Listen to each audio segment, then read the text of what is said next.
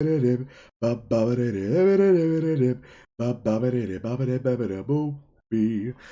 my way in your bitch, I'm trying my shit, I'm getting up, I'm riddling.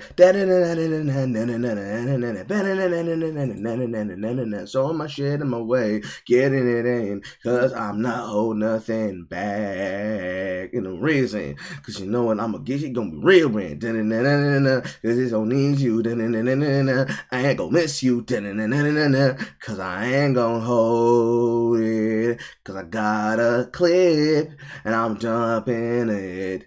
We got homies riding up in your shit. We finna pop up in your spot and find out why, what's really good for. I heard you got that smack, so what you gonna do today?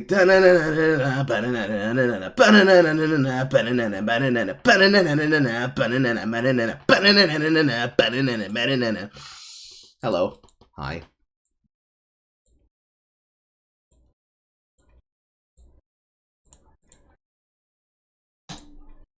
Okay.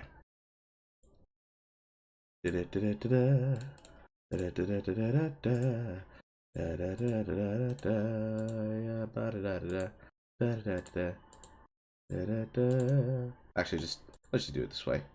It's easier this way.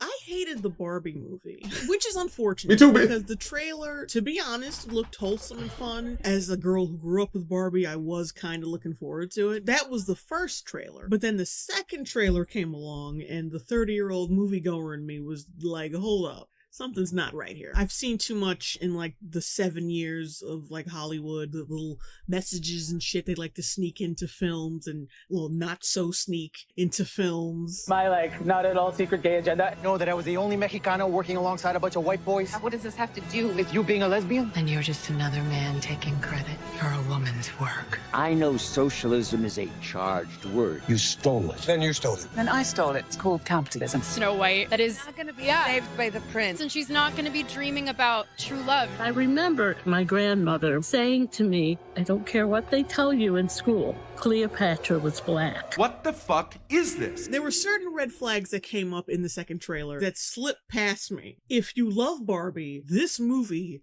is for you. Well, I should hope so. If you hate Barbie, this is for you. What do you mean by that? And if, like at first, I took that innocently enough. Like, okay, maybe what that means is that this movie is so good, even like the biggest Barbie hater would just bow down to this fucking film. They'll have no choice but to love it. Bang! Well, it most certainly. True. Now I'm gonna go with that.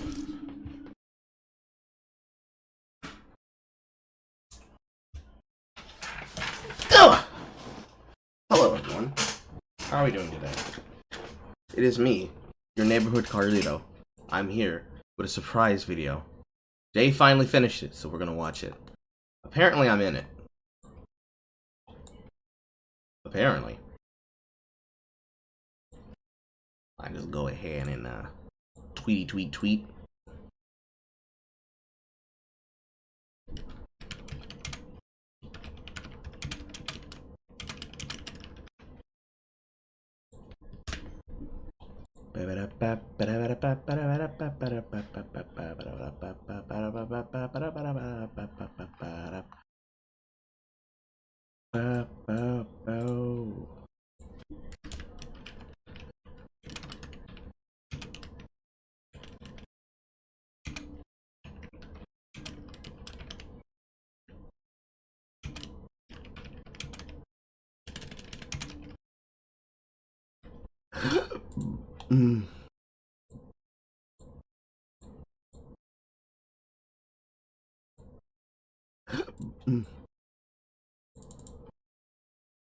Prepping yourself for game night.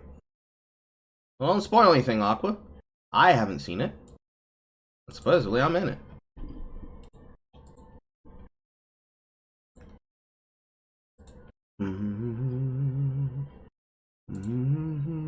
I misspelled surprise. Da-na-na-na-na. Da-na-na-na-na. Yeah, yeah, yeah.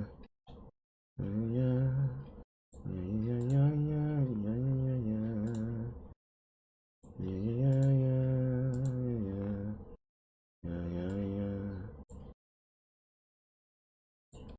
Okay, the tweets have been sent. Is a feminist film. Barbie is a complicated icon. There's ways in which she's incredible and amazing and ahead of her time, and then also she's a completely... Hi, homie. I hope you're doing good. Funny enough, I've avoided everything about the film. You just don't want to watch it. You don't have to worry, bro. We watched it for you. It was ass. It was ass. It was completely fucking cancerous. Don't let your kids watch it. But do let them come watch Carl react to it.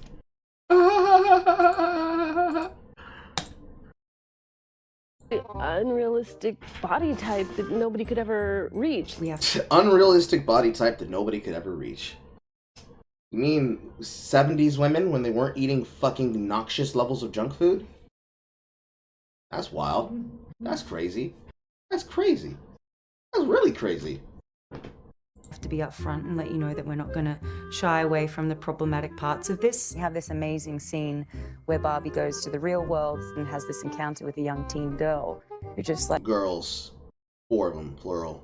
Like, rips her to shreds. But it was such an important scene to have. You want to have... It was an important scene for our real-to-life character to be torn apart by the creature that she is an amalgamation ideal of. Because realism is when mean people are mean. What? The character who is voicing those things that people have found problematic over the years. What? Problematic over the years because a person approaches you in school and is like, hey girl, hey bestie, regardless of the fact she doesn't know that the daughter's not the one doing it. Yes, this is it, horror. Regardless of the fact that she didn't know the girl wasn't the one playing with the doll, you put in a scene where the daughter of the inciting incident cares about a doll because it's just like when all the girls looked at a Barbie doll and said, I can't be Barbie. So don't try to be an idealistic standard of a toy. Be yourself. Question: do you want the timestamp? No. We're absorbing it. We're watching it from beginning to end. We're absorbing it. We're reacting, and we're gonna react hard. So hard. So hard. We gonna react so hard, I'm gonna slide on my chair and Tyrone ain't gonna catch me. Oh shit. There I go. There I go, Carly. Oh! Oh! How low can he go? He can get real low. Fuck y'all! God damn! God damn!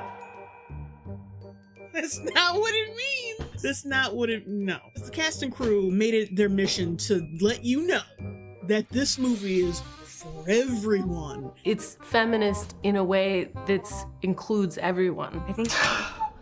Feminist.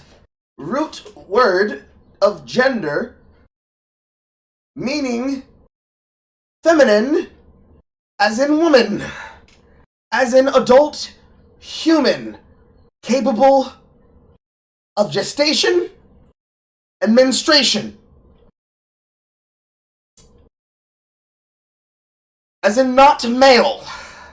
Because feminism, including everybody, is including everybody in the standard where you're lowered beneath the standard of the woman smugly mocking you. I think it's also a film that makes everyone feel like they're welcome. They're genuinely out something for everyone. We watched it for you. Shut up, Carl. I can tell you right now, everybody did not feel included. I'm pretty sure Hari Nef didn't feel included. I'm pretty sure that Simu Liu didn't feel included, especially when he was left out the fucking coordination for the fucking red carpet. But that's beyond the point. That's beyond the point, bro. Party, everyone's welcome. I think it's gonna be a movie that... See, that's just funny. This is just funny, okay? Oh, shit. It's funny to see John Cena in a wig with a fucking blue puka shell as Ken made. This is a clip. This is a clip, it's funny. all audiences enjoy. I can't imagine anyone going to see this and not enjoying it. Are you sure about that? I did not expect that actress to be Scottish. Got a bit of the brogue on her. Aye. She'd mother many good children. The actors seem very comfortable with talking about it as a feminist film. I mean, I think to whatever that sort Come of... on, try getting like, it out. It's also a humanist film. And I think the reason... That's not the word. Humanist. Humanist when we're including everyone in the femininity of humanity. The femininity of humanity being included in a idealistic toy doll. Okay.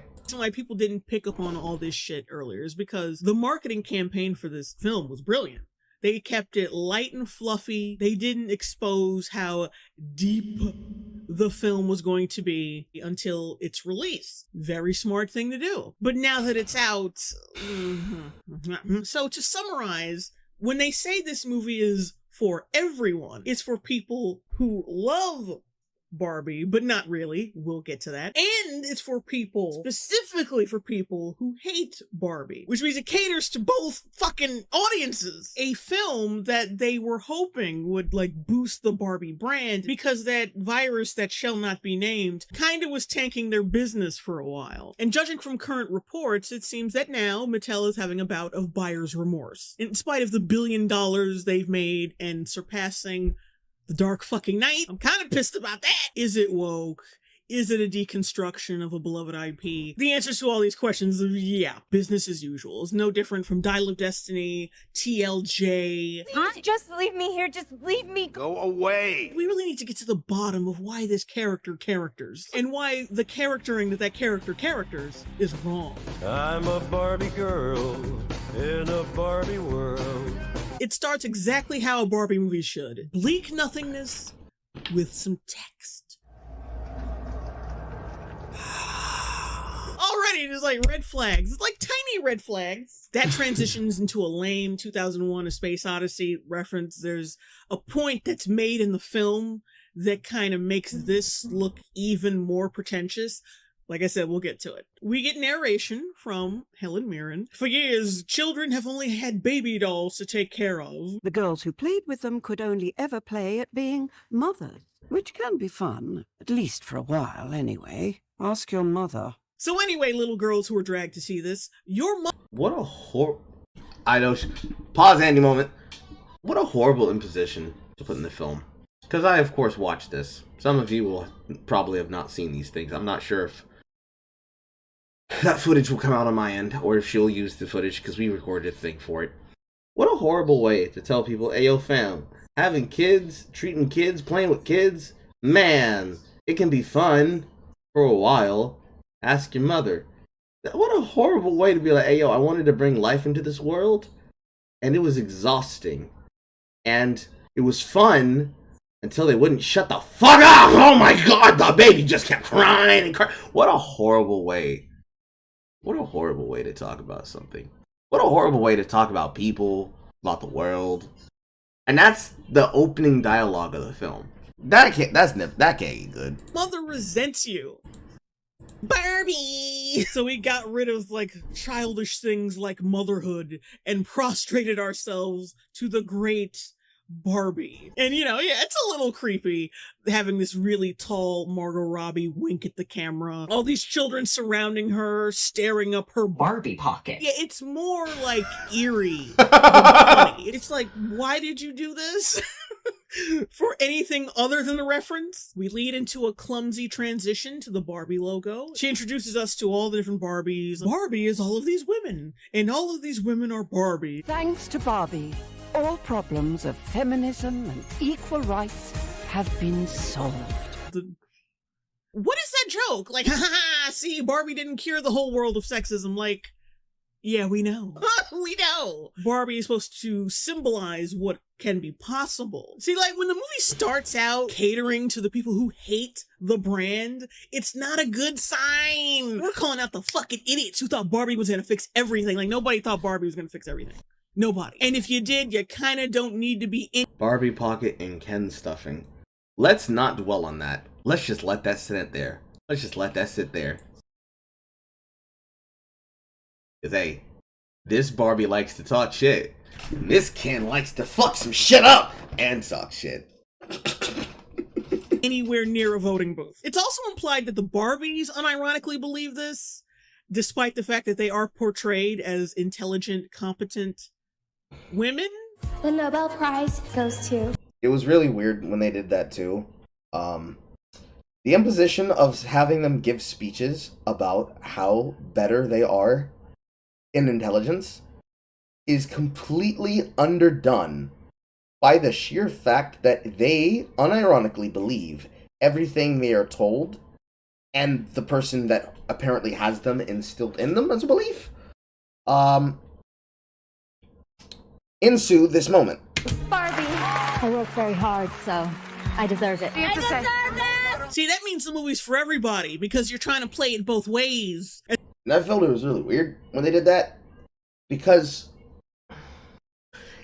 it's a really bad way to satire, for one, but two, it physically made me feel like they hated every single man that was involved in this production. It didn't feel like jokes. I'm fine. I'm good. I still have 2 days, 3 days-ish. I'm counting it as probably like noon or 3 p.m. of the 13th when we'll play Ball 6. So I have like a day and an evening, 2 days and an evening left. Oh, fuck. It felt really weird watching them try to parody these things and say these things as jokes. It's like, bro, they did not say them shit. It's like jokes when they said them shits. They meant every bit of them shits. And it was bad when they did it. As if nobody's going to pick up on the fact that they're being manipulated. And then we're introduced to Margot Robbie's Barbie, and it's so good. Everybody knows that Aqua's Barbie Girl song should be playing in the sequence. I'm guessing it didn't make the cut, and it has something to do with Mattel suing Aqua for copyright infringement over the song, just for mentioning the Barbie brand, and then lambasted them for the song being too inappropriate, despite the fact that they later on bought the rights to the song and let Nicki Minaj sample it, which of course turned into a much more appropriate song. But he spank me when I get back. The way Ken be killing shit got me yelling out like the Scream House. The pussy so cold, we just chilling out. And I throw it back so he losing it. Yeah, I know the trick, so I got him brick. Yeah, they know who hit me and Barbie, bitch. Anyway, getting back to the film. The song... Unironically, it would have been okay if they had played that song in the sequence, because then it would have set a better tone than what they chose to go with. You know, having Lizzo be the person who's vocalizing what's happening in the track, and then having her do live reactions when shit starts going bad, where she starts doing outtakes in the middle of the fucking sequence. That wasn't good. That was shit. It was really shit. Actually playing in this scene, however, is by Lizzo. When I wake up in my own pink world, I stick a banana in a stripper and force it on my homegirl. You're nasty for that! And through Barbie's point of view, we see how Barbie Land works. Women are doing everything, even jobs they would not be caught dead doing in the real world. If that was really a mirror, you see a perfect smile. Why isn't that really a mirror? Part of a Barbie... Well, Jay, we know the reason why, is it not?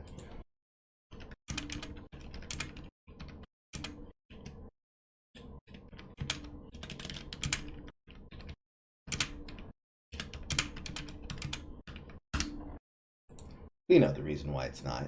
We both know the reason. I know the reason, you know the reason. I'm not gonna pause, Andy. You tell him, girl! Place that would be some simulation of a mirror. I mean, she's surrounded by all this glass-related shit, but there's no mirror. I mean, is that the deep commentary we're supposed to get from this scene? Oh my god, Barbie prevented girls from actually seeing themselves. The oppressive bitch that is Barbie.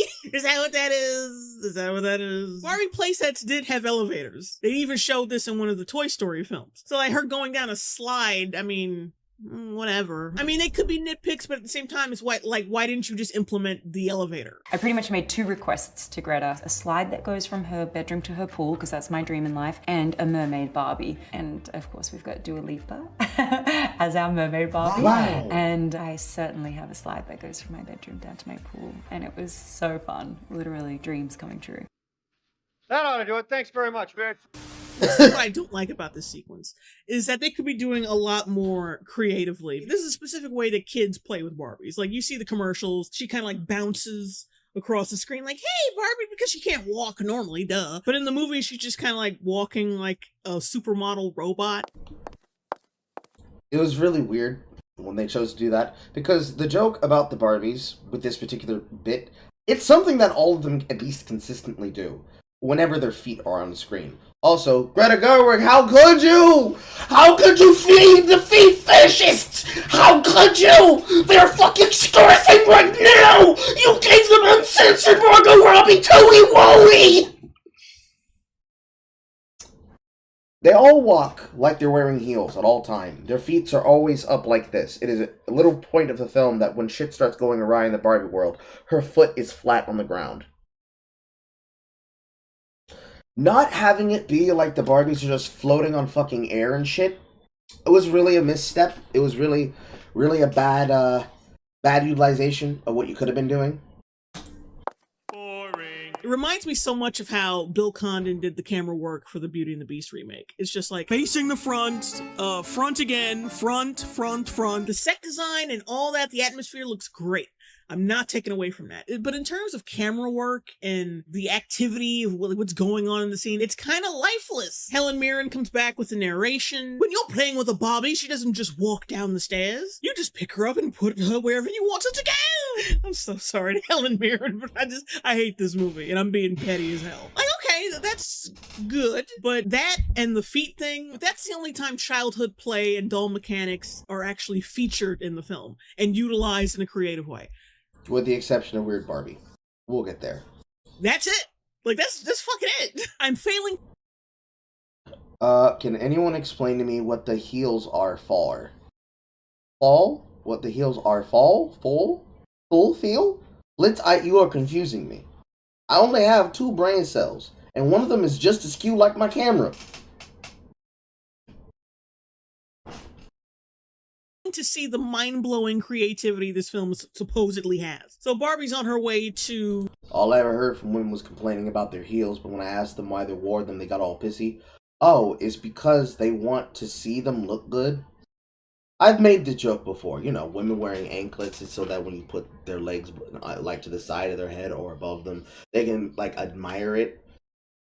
Like, the entire idea of foot fashion is supposed to be for other women to do. You know, it's kind of like how when you play free-to-play games and they want you to buy shit in the cash shop and you're playing a game that has skill-based matchmaking, when that skill-based matchmaking plays you against that player,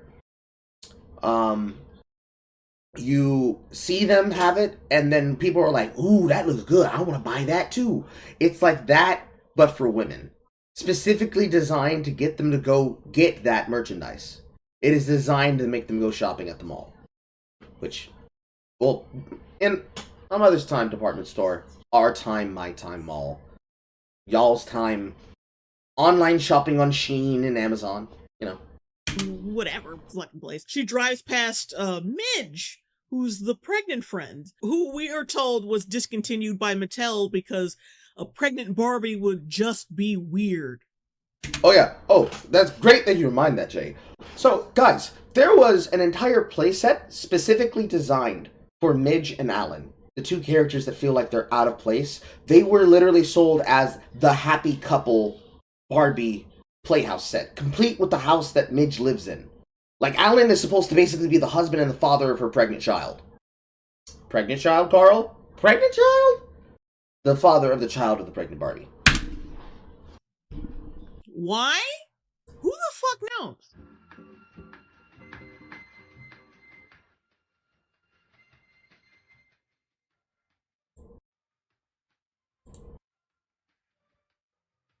Did I just listen to my audio?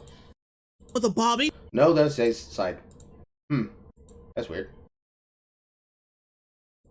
I don't know why the audio's like that. That's okay.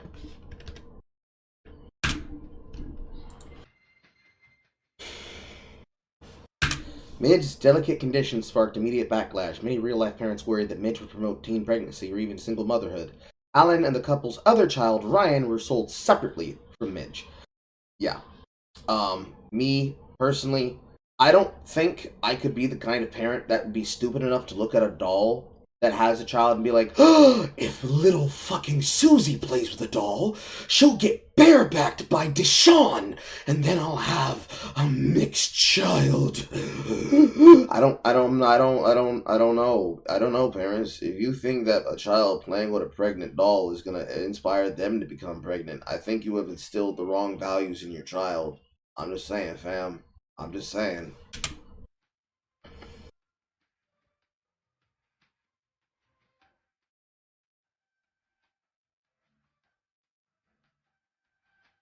And she comes off very weird and needy and desperate. It's like, look at me! Look at me! Look at me! And Barbie cringes and gives her a pity wave. It's like, and then you start to notice a theme. But we'll get to that. And we find out Barbie Land has a president.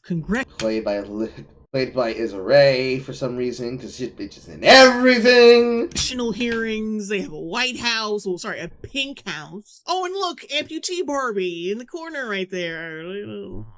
A Barbie with a robot arm. That's totally cool. But a pregnant Barbie, that's just fucking strange. Pregnancy, something women do all the time. Strange. But missing a fucking limb. Oh boy. They have award ceremonies for their accomplishments. And oh look, Barbie with a hijab on. Hijarbi. And that's a real doll, by the way. That's a real Barbie. Hijarbi. Abusive husband not included. This is where it gets a little fucking weird plot-wise. Each Barbie has a child playing with it. So everything you're seeing is through the imagination of a child. But then... Well, see, there's a reason why Weird Barbie is isolated from everyone. Weird Barbie is basically the guru Barbie. She is the person responsible for fixing everyone, because she's the one who has the most knowledge of the real world. Because weird Barbies are created when they're played with too hard by the girls in question. So, since she's not a part of the status quo of the norm, she's out of the way. Kind of like Midge and Alan. There's this scene. This makes me emotional, and I'm expressing it. I have no difficulty holding both logic and feeling at the same time, and it does not diminish my powers. It expands them. If that ain't some Twitter shit. Remember, these dolls are being played with by children. What? I'm sorry? What child speaks that way? Anyway, let's skip to Barbie at the beach, and we're introduced to Ryan Gosling's Ken. The best part of the film, as far as I'm concerned. And I think a lot of people... That is the only thing I've heard people talk about since the film's release, which is very funny considering how much the movie tries to bitch him out. Barbie has a great day every day, but Ken only has a great day if Barbie looks at him. I don't give a damn, doll or not. The movie would like us to think that Ryan Gosling would have any trouble attracting a female, and I'm just like, no. This is not even like ironically funny. It's just like, no, do it over. do it over. Hi, Barbie. I can. That's my reaction whenever I see Simulu. I think Kens are meant to represent parts of masculinity that are considered traditionally toxic. Traditional toxicity. Existing. As a boy that was raised, I think, at a time where colors were, for some reason, gendered, pink wasn't something that I had a lot of exposure to. I'm just... Motherfucker, stop lying. Stop it. Stop it. The toys were colored just the same for boys and girls. The entire marketing idea to try and sell them based on color theory was not good. It wasn't smart. Plus, girls like softer pastel colors like blue. Baby blue and sky blue is going to be a lot more fun for a girl to wear than pastel, bright fucking neon pink. So grateful to explore my pinkness and... Oh, I don't want to hear Simulu discovering and exploring his pinkness. Oh! sit in that and own that and just go away. Also another nitpick, but it does take me out of the film when I can see the actors' razor bumps, receding hairlines, and 5 o'clock shadows. Unless they're all malfunctioning cool shave Kens. They end up doing this thing where they're in a perpetual state of greeting. Like, hi Barbie, hi Ken, hi Barbie, hi Ken, hi Barbie. It's annoying. It's not wholesome or fun. It's just annoying. It's just fucking annoying. And Ken wants to impress Barbie, so he goes headfirst into plastic water for no other reason than to humiliate himself, because we need this character to be humiliated. And it doesn't even make sense. This is Doll World. You've been here how long? 64 years? You don't know by now that that's hard plastic and you are going to get hurt? Huh? I guess the whole logic is, well, you know, they do stupid shit when they're trying to impress a girl. But that's like saying a guy would go into shark-infested waters knowing damn well he will be eaten just to impress a girl. That's like, shut up. They're not that goddamn stupid. Hear me out. Anyway, he's hurt because he's a little bitch. We got Dr. Barbies. They fix him up. During the whole scene, the Barbies come off oddly patronizing. There's no genuine concern for his well-being. When he talks about his job being beach. And what a good job you do at beach. It's like giving a head pat to a child for a really bad drawing. It's just like, you did just a good job, you dumb fuck. Which is weird, because wouldn't Barbie Land be harmonious and nice? You'd think they would love and support each other no matter what, and gas each other up no matter what. But it seems that privilege is only reserved for the Barbies and not... Because the Kens aren't men. Because the Kens aren't men. You know this, Jay. The Kens, or maybe just not that Ken. But, you know, it's that type of movie. I'm not even sure. Because if the idea is that stereotypical Ken is treated like this, where's that for Asian Ken? Or for future Doctor Who Black Ken? There's a stereotypical white Ken as well, but I don't think he talks. Alan doesn't count. I think I can recall maybe about 7, 8 different Kens that were on screen. And very few, if any of them, have any screen time outside of being extras. And the ones that do have lines, they're specifically there in the 3rd act. We'll get there. I feel like she did a whole 3-act breakdown, but we'll get there. I don't recall them treating any other Ken like that. I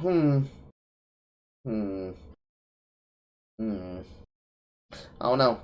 If I wasn't severely injured, I would beat you off right now, Ken. I'll beat you off with you any day, Ken. Anyone who wants to beat him off has to beat me off first. I will beat both of you off at the same time. You get it? They're talking about stroking your dick. It's not funny. Ryan Gosling is good, but the script is not. They're trying very hard to shine through garbage, and it's really tough. A smash cut to a party at Barbie's crib. Everybody's dancing, some corny ass music. Ryan Gosling's Ken looks like a fucking serial killer in the corner, just like scowling. Which brings me to another question. Why in the fuck is he jealous? There's so many other Barbies to choose from. So many beautiful, successful, accomplished Barbies. And good point! There are so many Barbies. There are so many Barbies that are there. He can have any Barbie he wants, but he wants the stereotypical Barbie. Why did they do that? Couldn't he come back and then realize, specifically off of Patriarchy, hey yo, I ain't gotta go after the thin ones. Hey, yo, Mitch was good, homegirl. Like, why did Ken not become fuckboy Ken? Because I don't even count loving horses Ken as a fuckboy. Because he doesn't strike me as a fuckboy. Jilted? Maybe. I don't know. A lot of missing opportunity. I dropped my cap again. Oh, fuck! Film's dropping the cap. I'm dropping the cap. He keeps fixating on this one. And not just him, though. Like, everyone seems to be, like, on her. They're not pairing off with their other Barbies. They all seem to be trying to get... When you do anything as a man, it's best to do it with the assumption that a woman is watching. For now, it's words to live by, but eventually it'll be the future that we all are living in. With Margot Robbie's Barbie. Instead of, like, spreading themselves out and having their own separate girlfriends. Like, I don't understand why. And Ken is enraged by this. And keep in mind, children are playing with these dolls. Children. And then suddenly Barbie comes out her mouth with some crazy shit. Do you guys ever think about dying? Now, I like this part. I think it's the only legitimately funny part. The abruptness of childlike curiosity. You know, if you got kids, like they suddenly come in the room and asking, like, what's a lesbian? What's a decapitation? And it's so abrupt where you're just like, where the fuck did you learn that? It's good. That shows that there is a child behind this Barbie doll. But then it's ruined by a plot point later on, so I can't even really enjoy it anymore. But we'll get to that. Barbie shakes it off, and we smash. God! Barbie shakes it off, and we smash. I keep saying it like schmash. Oh, God. Barbie shakes it off, and we smash cut. It's okay. Us big lip people have a hard time pronouncing words. Smash. Barbie shakes it off, and we smash cut to Ken trying to give her a kiss goodnight. It starts off wholesome. It starts off nice. Kids are playing with these dolls. They want the romantic factor of Barbie and Ken, but because they're children, they don't quite know what that entails. It does not, Blitz. It actually does not. I thought I might stay over tonight. Why? Because we're girlfriend-boyfriend. To do what? I don't really know. I'm actually not sure. Good stuff. But then it takes a turn for the bitter, and then it's ruined. I don't want you here. Is it Ken? Ken's just a really good friend. And this is my dream house. It's Barbie's dream house. It's not Ken's dream house, right? What happened just now?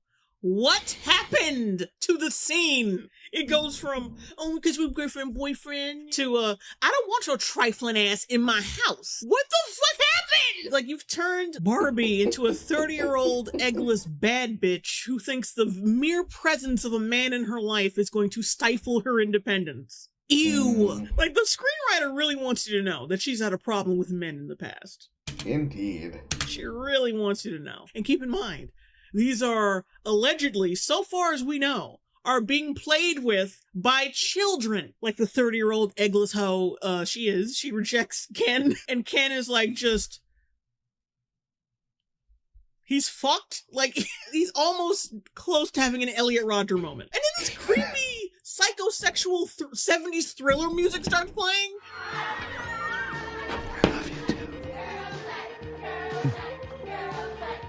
I can't. I gotta go.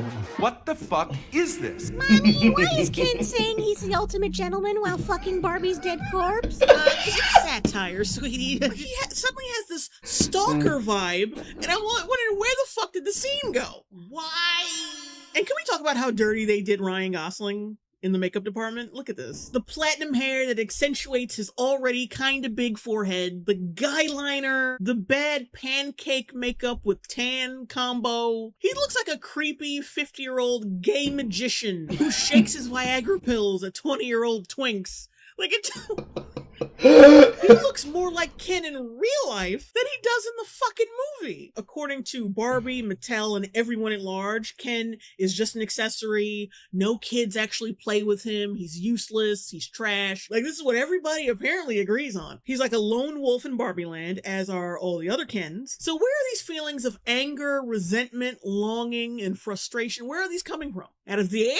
From Jesus? Does this low-key imply that the Kens are more mentally sentient than the Barbies? So is that what's being said here? What are you saying? You know it is, girl. Greta? What are you saying? Okay, that's a little bit scary. If there isn't a Ken... There he is! It's me! Here he is! It's a very Negro man.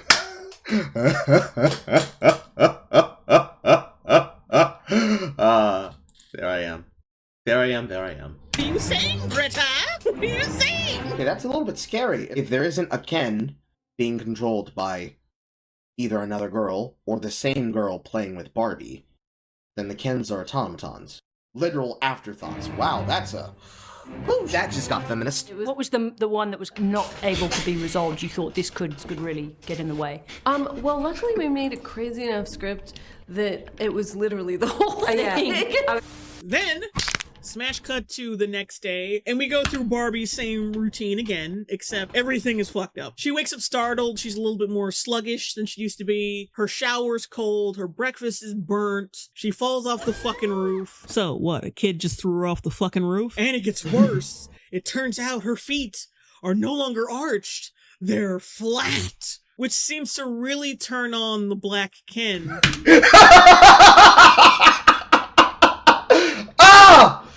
Oh, there are going to be people who are funny foot fetishists who are going to say my activation moment was watching Margot Robbie in this film.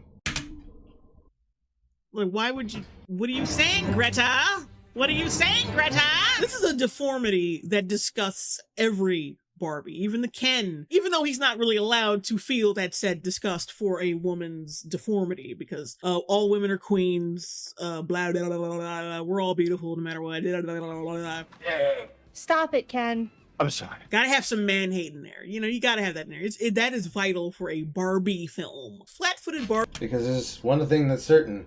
Women can react in disgust to other women, but that motherfucker better not say a damn word or we'll have his balls! Barbies have been a thing since I was a kid, and maybe even further back since the 70s. I mean, I should know, I used to own a flat-footed Barbie. It was part of the Generation Girl line of Barbies. Why is this considered a deformity in their world when flat-footed Barbies exist?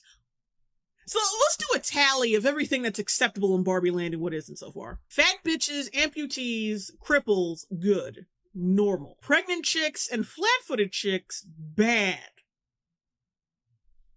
Okay. So anyway, the other Barbies recommend Margot go see Weird Barbie, played by the great one-note Kate McKinnon. And we know she's weird because she says very sexually inappropriate shit like this. That Ken of yours, he is one nice-looking little protein pot. I'd like to see what kind of nude blob he's packing under those jeans.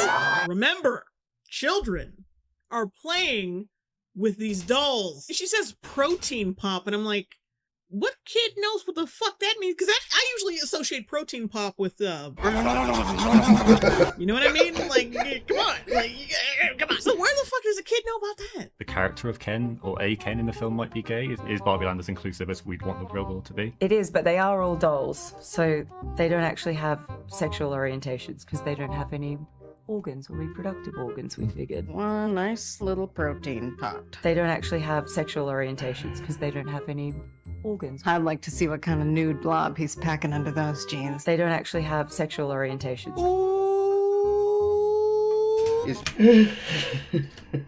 There I am again. They don't actually I want to read the text. Have sexual orientations. Me realizing she dodged the sexual question because by saying Barbie doesn't have sexual orientations because kids don't would have pissed off the Western audiences and acknowledged that the big gay shit doesn't sell overseas. So she's telling blatantly obvious lies. But hey, listen, she's media trained, Jay. She's media trained. She's more media trained than Greta Gerwig. A masterclass in not answering by answering but not answering. Bring it home, Carl. Is every Barbie straight? I mean, they would have to be, I would assume. But girls can be anything they want to be, including lesbians. Not lesbian. Hell no! Send these bad boys to China. And isn't this supposed to be a family film? I mean, it is, right? It's supposed to be for everybody? So Barbie explains to Weird Barbie that she is getting thoughts of death. So I guess she did use some of the footage. Who knows? Who knows? Thoughts of death! And that her arches are gone, and, you know, that's an issue. So Weird Barbie explains that she made a rip in the Barbie Land real-world space-time continuum. And it's never really explained how. Not really. She basically says, oh, girl feelings created it. The girl who's playing with you, she must be sad, and her thoughts and feelings and humanness are interfering with your dullness. But we just don't know how. Like, why? How and why? Barbie does not know that she's being played with by a child. And you have to find the girl who's playing with you. Playing with me. Why? How did she not know that? She knows what Barbie is as a brand. She knows what Mattel is. She knows about the difference she may or may not have had on the real world. We fixed everything so that all women in the real world can be happy and powerful. But she doesn't know that she is being played with by a child. This movie is dumb. Like, it's dumb. Best if you don't think about it too much. Don't overthink it. It's almost an implication that the demographic this was specifically geared towards, which should have been girls and women, don't think too much about the mechanics of a sci-fi-ish fantasy. Don't do it, Jay. Don't do it. Don't say it. They're gonna cancel you. They're gonna cancel you. Don't do it. Don't say it. Don't even think that thought. If you finish that sentence, you're gonna get dragged on Twitter! No! Don't do it! Plot line. They really don't consider the fact that you have a brain, which is one of the reasons I do not like this film.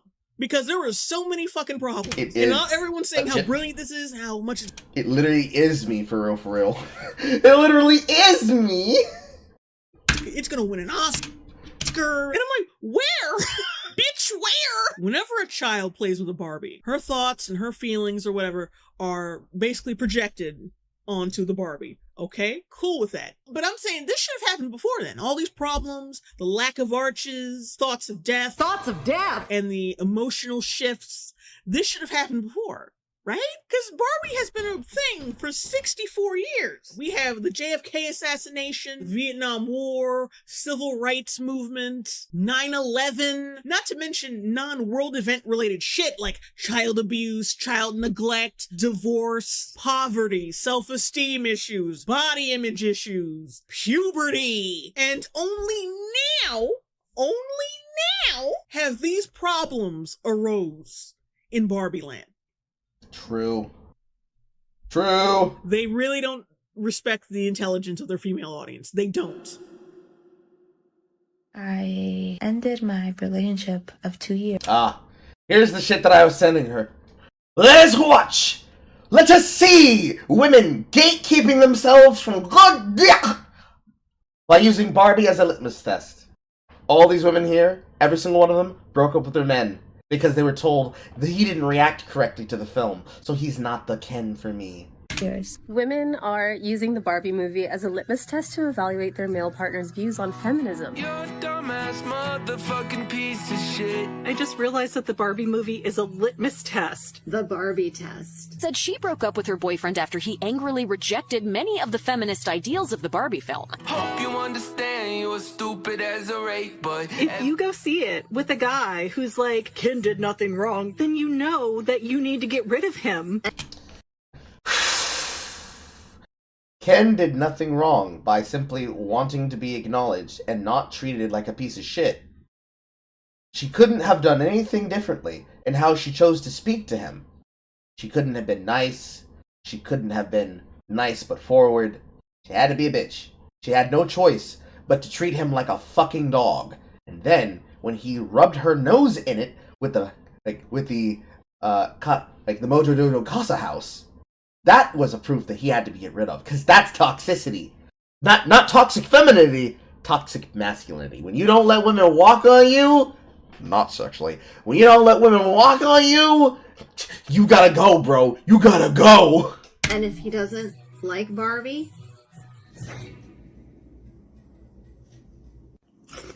you're a dumbass motherfucking piece of shit.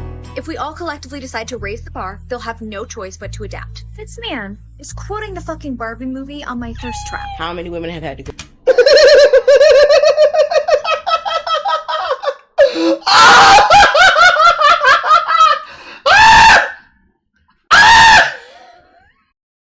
Listen, if we raise the bar for men, but then we lower the bar by sexualizing ourselves, but then getting mad at them when they quote the Barbie film, clearly, we'll just win, you know?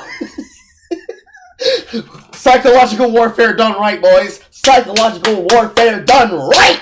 Go on a date with a dude and have to sit there and listen to the nuance about Fight Club. And you get to ask him, what do you think about the Barbie movie? And watch those wheels turn. I cannot wait. Melanie Butler hopes straight women use the movie to get a read on the men they're seeing. She recommends Gone Girl for this as well. They weren't wrong. Gone Girl. So who's really the societal failure?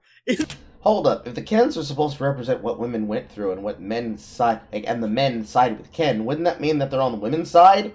Yes, Summoner. It's great that you mentioned that. Don't worry. We'll probably get words from her and we'll talk about it later. Hold that to your chest. Keep it in mind. Maybe even send a super chat to remind me. In this scenario, Mattel or us? And somehow, like, they're blaming Barbie for this. Like, that's also an ongoing trend in this film. People are just blaming Barbie for shit. But if you ask me, you had something to do with this too. Me? Because this movie is a dedication to Barbie, not a deconstruction. Like, no.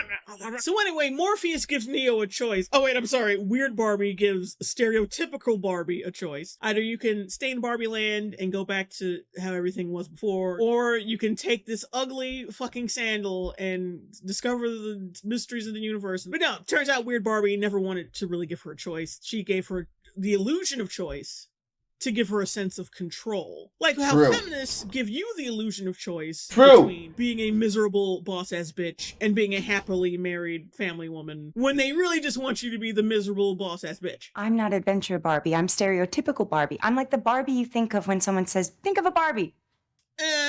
If someone asked you to name a Barbie, they would think of one from a specific line of Barbies. They would think of one that either they had as a kid, or a friend had, or family member, or a commercial they'd seen over the years. Who the fuck responds to the question, think of a Barbie, with stereotypical, blonde? They are all stereotypical Barbie, with the exception of fat bitch, one arm, and wheels.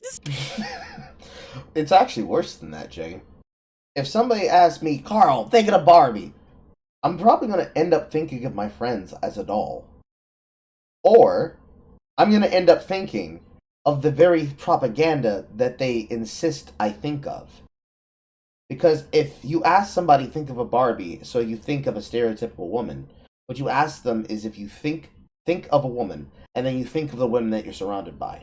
So, if you ask a guy from the streets, hey yo, think of a woman, and he thinks of his baby mama, not exactly great. But if you tell them, think of a Barbie, you're insisting the concept of a codified standard.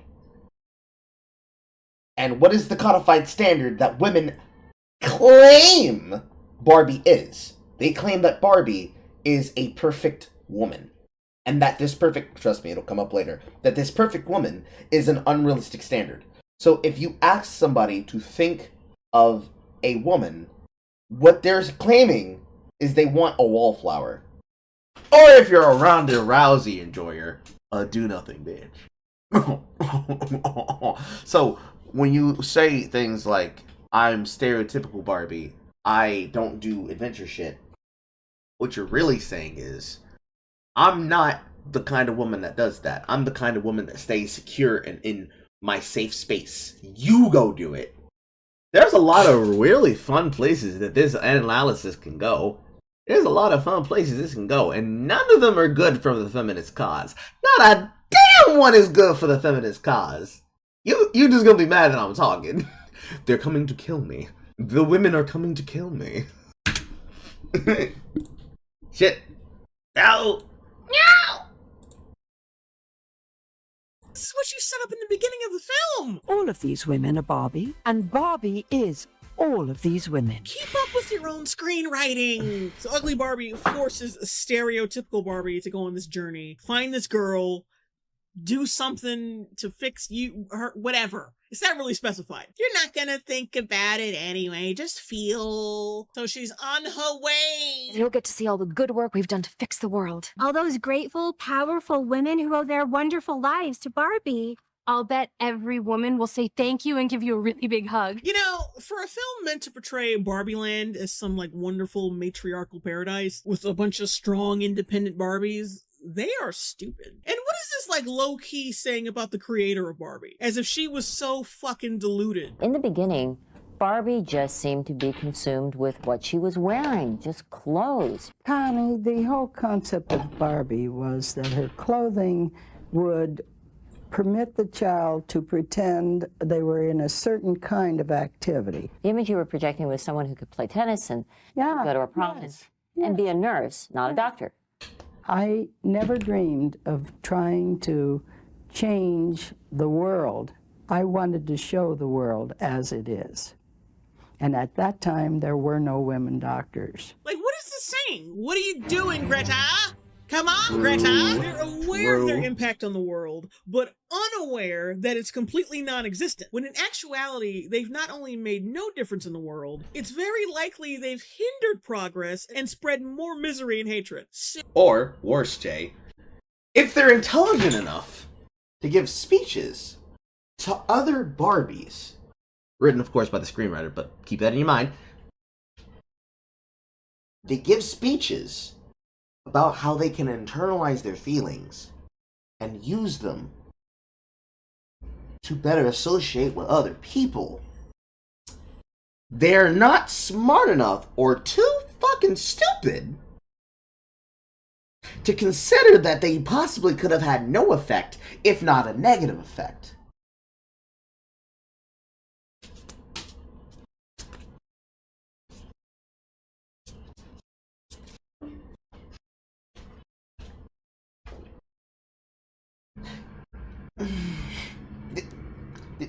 Y'all see what I'm saying here? Y'all see what I'm saying? Like, you see the problem? If it's supposed to be satire and it's supposed to be setting up to the joke of, haha, the real world is actually painful and sexist and horrible, then the joke don't fucking work, Greta!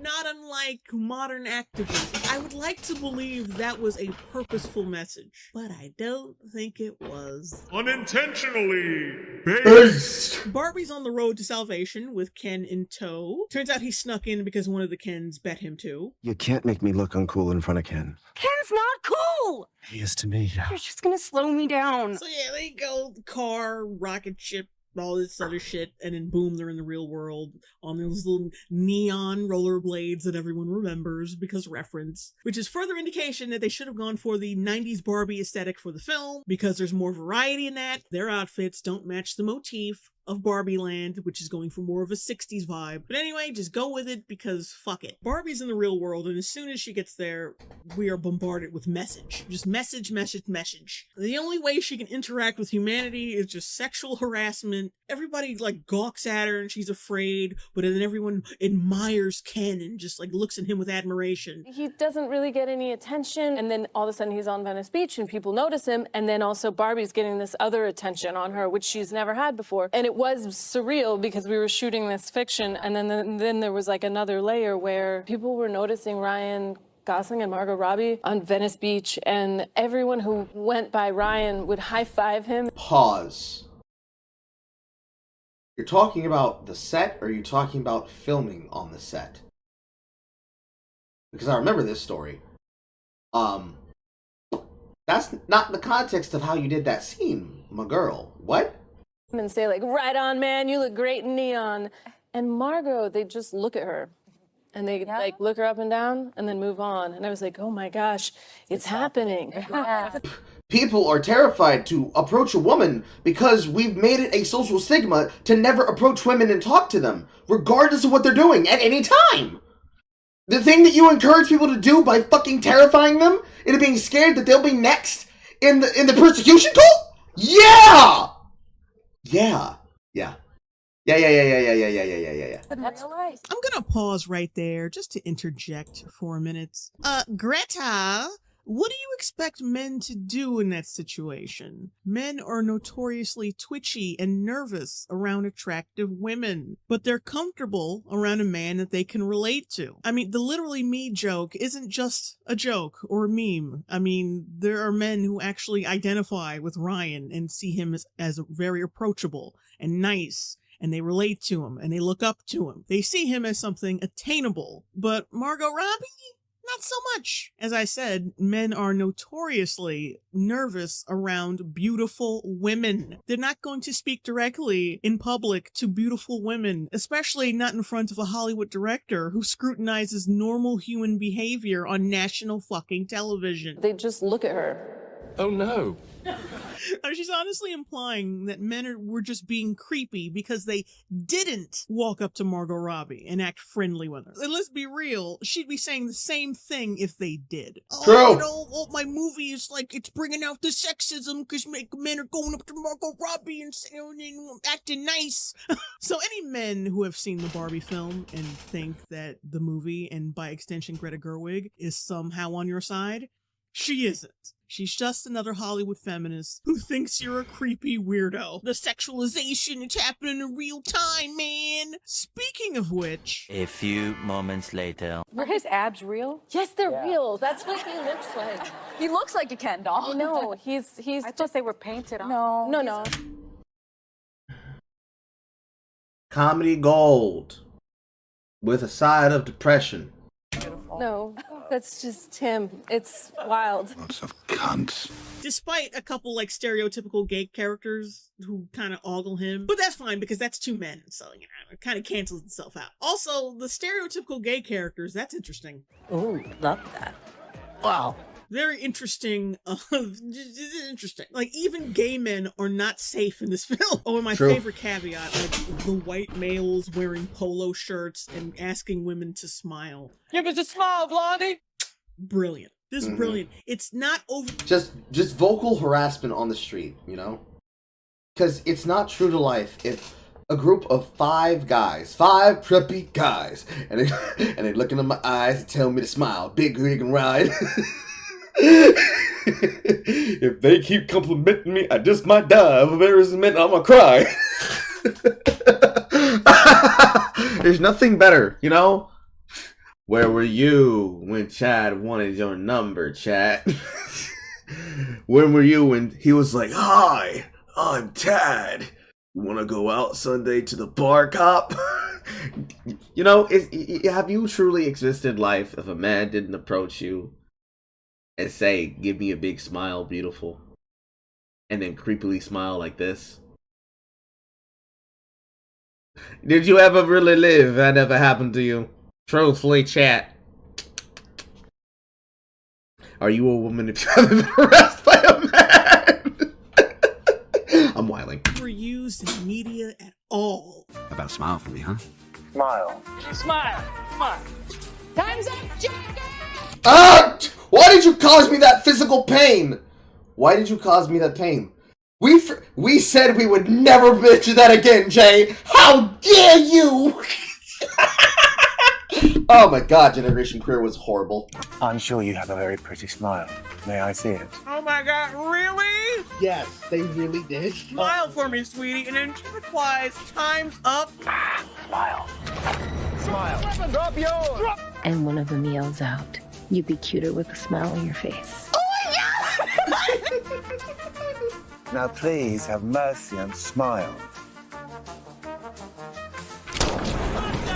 Smile. Drop it! Smile. Drop it now! If this fucking trope doesn't die by 2024, I'm burning down the Hollywood sign. I'm not even playing. Like, I'm done with this shit. It's just a cheap and lazy way for female characterization in films. It's so awful. I feel what can only be described as admired, and there's no undertone of violence. Mine very much has an undertone of violence. I mean, what are we supposed to gather from this? That men don't get self-conscious? That men's infamous, strong self-image is a reflection of how they're viewed in society? Yes! Yes, Jay, they do.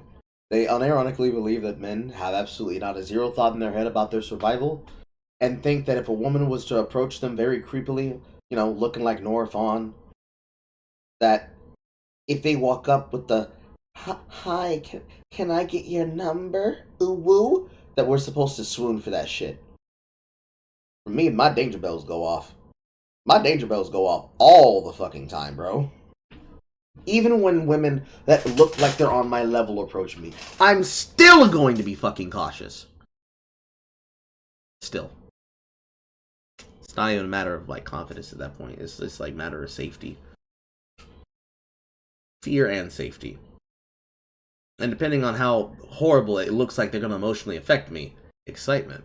I'm constantly being validated and I feel amazing. Meanwhile, Barbie, i.e. women, have to deal with constant ogling, sexualization, violence, catcalling. Later on in the scene, Barbie spots some construction workers looking for some real female energy, the movie's words, not mine, and she mistakes these big, burly, pipe-laying ass niggas for women for some reason. Ladies, yoo-hoo! What are you, retarded? We're just making Barbie look like a moron. Remember, this is a dedication to her. This is not deconstruction. This is not disrespect. We're just making her look stupid because we think it's funny. Oh, you got fries with that? I said you had a hot body. Would you hold it against me? Have a mirror in your pocket. Baby, you are. I can see myself in your shorts. Like, this is catcalling dialogue from 1975. This is really bad. Barbie acknowledges that they're being sexual. Well, he doesn't get the feeling of being called for gay as flamboyant because it's a feminist film. Men dressing in that way is just them expressing said femininity, and if we mock that, then the men won't participate in that. So we can't do that. No. Not unless it's a moment where he dressing like that is addressed by a woman or another man by saying, "Hey, you cut that shit out." He looks cute for real. Towards her, and she tells them that she and Ken do not have genitals. Which, like, how would she know what genitals are? Because, remember, at this point, we think she's being played with by children. I mean, even if you were to take that whole aspect away, she is still Barbie, and still made specifically for the use of children. And so she naturally has, like, this naive wholesomeness about her. So yeah, why does she know what dicks are? Yeah, you're thinking too much, Lauren. You're a girl. You don't have a fucking brain. Fuck it. Barbie kind of is weirded out by this world. It's just so male. And then Ken kind of rebuffs that with everything seems kind of reversed here. The real world should not be reversed from Barbie Land. It should be middle ground of Barbie Land. Otherwise, you just make the real world look like a cartoonish patriarchal hellscape. Oh wait, that's exactly what they do. She gets sexually assaulted, defends herself, and then she's the one arrested for defending herself. And then when she gets booked, she is then sexually harassed again by the guy who booked her. A pretty blonde white woman gets sexually assaulted, defends herself, and then she's the one that goes to jail. The real world, everybody! Where real world things... You didn't go far enough. Stereotypical blonde woman gets sexually assaulted in daylight! Daylight. Everybody saw her grab the ass. Punch him in the face, you get booked. Then you get assaulted in jail! That's some Britain shit! Talk about trying to escape from your captors, get caught, get assaulted, try to escape them again, and get assaulted in the cab ride, try to get away from them, run away from them, try to get to a stranger on the street, they try to take you to the police station, then you get fucked in the police station. They're running a Honda 500 on your ass, and you're trying to go to them for help. Captain, save me. Oh, I got your captain right here, girl. Terrifying! Terrifying! Happen. Whatever we turn in as the script, people are going to be like, are you insane? You can't make this. Which is always, I think, a good sign. And then her and Ken go to a boutique, steal clothes, which why wouldn't Barbie have her own like little arsenal of clothing? Like she has this whole armoire or like a suitcase she carries around with her and she just pulls out any article of clothing she wants. And that could be a nice little gag. But no, she has to steal clothes. And then the boutique owner chases her down, which would not happen in real life LA. Because in LA, they would just let you snatch and grab. But then she's arrested again and then sexually harassed by the same two cops. Again, real world shit, guys. People are going to be like, are you insane? You can't make this. So Barbie has come to an impasse. She needs to find this girl and she's really confused about how to do it. So she kind of like sits down and kind of thinks for a minute. And of course they make Ken look like a fidgety 6-year-old and he, well, what am I supposed to do? Mommy? And she tells him to go fuck off somewhere. And during this whole fuck off sequence, he goes to Century City in LA. That's supposed to have some kind of significance. I don't know, whatever. This is the sequence where Ken discovers the patriarchy. There's gyms, and there's masculine men, and there's men in fur coats, and there's horses, and there's big trucks and shit. Ken watches as, like, this executive guy dismisses some woman, and like, oh yeah, just get out of here, bitch. I'm a powerful white guy. He's getting a view of patriarchy through this, and I'm thinking, like, I mean, he did just witness his own would-be girlfriend get sexually assaulted. So what line developed on his brain in that moment? Like, if he had seen a woman get raped in, like, an alleyway, would he have been like, oh my god, we could take it from him now? So Barbie sits on this bench and closes her eyes and menstruates. She hones in on the girl who's playing with her, like her brain is fucking cerebro. This upper middle class girl's life is just so tragic that she starts crying. It affects her so much. It affects her so much she starts looking around at the world and seeing its beauty. Gays, single mothers, and a heterosexual couple that are miserable, of course, because the man's an asshole. It'd be more realistic if she saw a fentanyl zombie sodomizing a pelican. I would have loved to have seen a juxtaposition between this and maybe her at first being terrified of old people and age, spending a little bit more time in the real world and misinterpreting the real world as this hellish, horrible place because she's only been there for a couple of days. And then maybe as time goes on and she like sees the beauty and everything. But no, they speed run it. As soon as she gets there, sexually assaulted, goes to jail for being sexually assaulted, steals shit, then gets arrested again, sexually assaulted in jail, then sits on a bench, menstruates, looks around at vague shit and an old lady, and then suddenly she gets the nuance of the world. That's lazy! That is fucking lazy! Last Action Hero did this way better. You can't play chicken in real life, you'll crash! You are gonna die! Jack! Damn it, it's Earth. I wonder if you'd help me test a theory. Sure, what can I do for you? Well,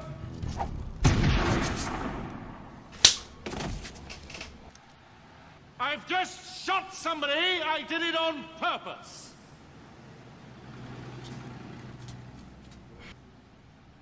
I said I have murdered a man and I want to confess. Hey, shut up down there! We talked. I mean, I never just talked to a woman before. It's neat. And maybe... Shh. What's that? Mozart. You like classical music? I don't know. I think I will.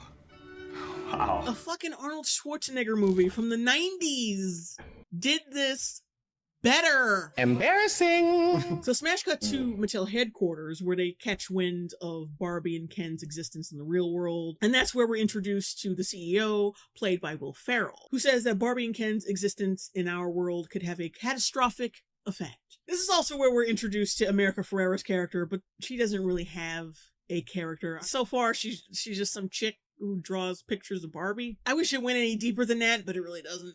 Somehow Barbie figures out where this fucking kid that she's supposed to find goes to school.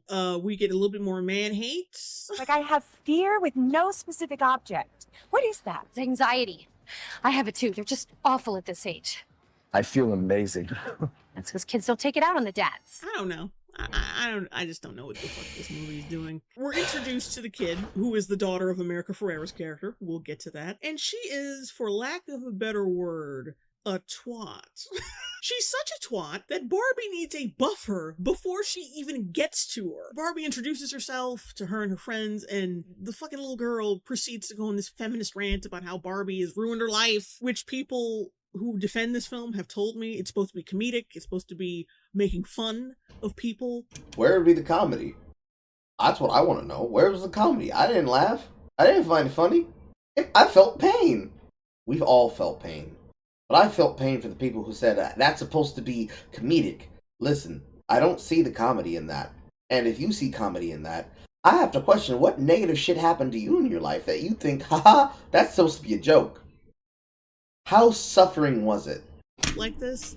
No, because there's nothing funny about it. It's just completely humorless. It's just a girl ranting to a fucking woman about her very existence ruining her life. The idea of someone thinking that way is ridiculous, but it's not really in itself funny. Even Ruth Handler, the creator of Barbie, thinks it's ridiculous. I think the main criticism of Barbie is no woman can ever look like Barbie anatomically. That young girls will eventually be dissatisfied with their own bodies. Many women have a problem with their own bodies as they grow older. I cannot believe that the doll causes that. The only one who doesn't think it's ridiculous is Greta Gerwig. Barbie was invented in 1959. Sometimes she's been incredibly ahead of culture, but then at the same time, she had a body that if you were like a human woman with that body, you wouldn't be able to stand up. So, skill issue. Like, that's not great. That we're not going to shy away from the problematic parts of this. I felt like not only did we have to make arguments that were true, not just, here's the True to who, bitch? True to who? Potential issues, like these are true things she's saying. Fascist. You want to have the character who is voicing those things that people have found problematic over the years. And coming from a character who's smart, Fascist. and knows what she's talking about, Fascist. but that it can live in both ands. Like that can be true, and it can also be all this other stuff. So, no, it's not supposed to be a funny scene. The end part where she yells fascist at her might have been supposed to be funny, but the rest of it was not. And this is my opinion. I don't know if Greta Gerwig has made anything else funny, but she is not good at comedy, or at least not comedy in these types of films. She's just not. It's not funny. If you make fun of feminists or social justice warriors or overly progressive people, there has to be a joke. You can't just show them being idiots and then expect people to just laugh. Earlier in the day, another group stopped tankers on a busy A road. Infuriating violence. What are they achieving? Well, what they're saying is they want maximum disruption to stop the government extracting oil and gas. Yeah, but that's cooking oil. When reality becomes way more comedic than fiction, something is horribly wrong. I mean, they're still on this kick that she's the Barbie that does nothing, knows nothing, ain't nothing, but she's like the mother of all Barbies. She is the very first Barbie. Without her, there would be no other Barbies and there would be no Barbie land. So what the fuck are we doing? Why are you diminishing this character in her own film? She makes Barbie cry and she runs away like a shrinking violet. If this is supposed to be satirical, if this is not a deconstruction, if this is not just another humiliation of an IP, why in the fuck isn't Barbie fighting back against this little squirt? It's not hard to roast a child. It really isn't. Sorry, no, do you know what time it is? No, I do not. Okay. Also, the chubby chick, most normal character in the real world. There's this whole montage of Ken going around asking for jobs on the sole basis that he is a man. Now, I would, once again, this is another sequence that you think, is this supposed to be satirical? Are they satirizing how modern feminism is and how one-dimensional their thinking of the world is? Like, yeah, only stupid people think being a man guarantees you success and happiness. Like, yeah, but then they fucking ruin it. You guys are clearly not doing patriarchy very well. We're doing it well. Yeah, we just hide it better now. Shut the fuck up! What are you saying, Greta? What are you doing, Greta? So yeah, we're back with Barbie being a punk-ass bitch and more unfunny jokes. She thinks I'm a fascist. I don't control the railways or the flow of commerce. Oh, shut up, nigga. Mattel's motorcade rolls up and then they ask her to come with them. And then more terrible script. I've got to talk to somebody in charge. Don't care, still don't care. Men look at me like I'm an object. You are quite literally an object. You are an object used for the pleasure of others. Fuck. Yo, don't say it like that, Jake. Damn. King, stop it. So anyway, Ken, because they just love making him look like a punk bitch, he is reluctant to go save Barbie or even go with her at all because patriarchy is way more important than a woman's safety. Ha ha ha! Uh-huh. Fuck you. So he goes back to Barbie Land to introduce patriarchy, and she goes to Mattel. CEO Will Ferrell tells her, you can go back to Barbie Land through a portal that's in a Barbie box. So you got a bunch of patriarchal men trying to put a woman in a box. Much more subtle. Barbie asks to see who the CEO is, because despite being exposed to this patriarchal world, she's still under the impression that things are run by women, even though this is clown world. This is not real world. This is clown world. Even though men are, like, there's a boardroom right in front of them, and she would have been explained this. She still asks, oh, are there women in charge? Because we gotta hammer it home that Barbie is out of touch and stupid. Like, the whole purpose of the scene is to show that, oh yeah, this is just men in charge at Mattel. It's just men. Old patriarchal Mattel. Got nothing but men on the board, despite the fact in the real world that half the fucking board is women. Why would you lie about that? Because anyone can look them up and be like, oh, half the board is women. Why?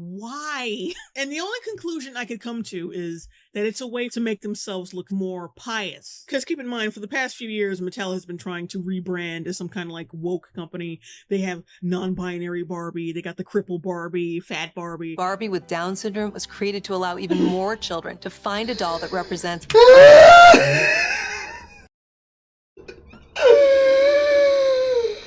Oh, I'm not going to say the thought that came into my head. That is way too invasive. They will not win. However...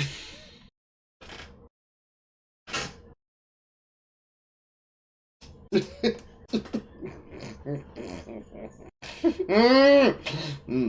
them. It can bring tears to my eyes just to see that Barbie has Down syndrome.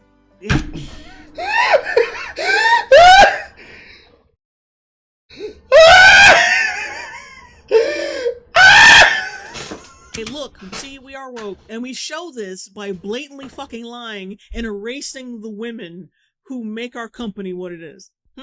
Make it make sense? What do you mean by this, Greta? Women are the freaking foundation of this very long phallic building. None of what's in this scene is funny. They're just saying things. None of this is funny. Greta's given a lot of us a chance to kind of improvise and encourages all of that. I mean, her main thing is like, if you have something better, please, I'll take it. I'm the son of a mother. I'm the mother of a son. I'm the nephew of a woman aunt. Some of my best friends are Jewish. They didn't have anything better. The CEO is an Israeli. Why? What does that joke mean? What I'm trying to say is, get in the box, you Jezebel! That should have been funny. Why wasn't it funny? They try to put her in the box, but Barbie's like, fuck this. I feel anxiety as a woman.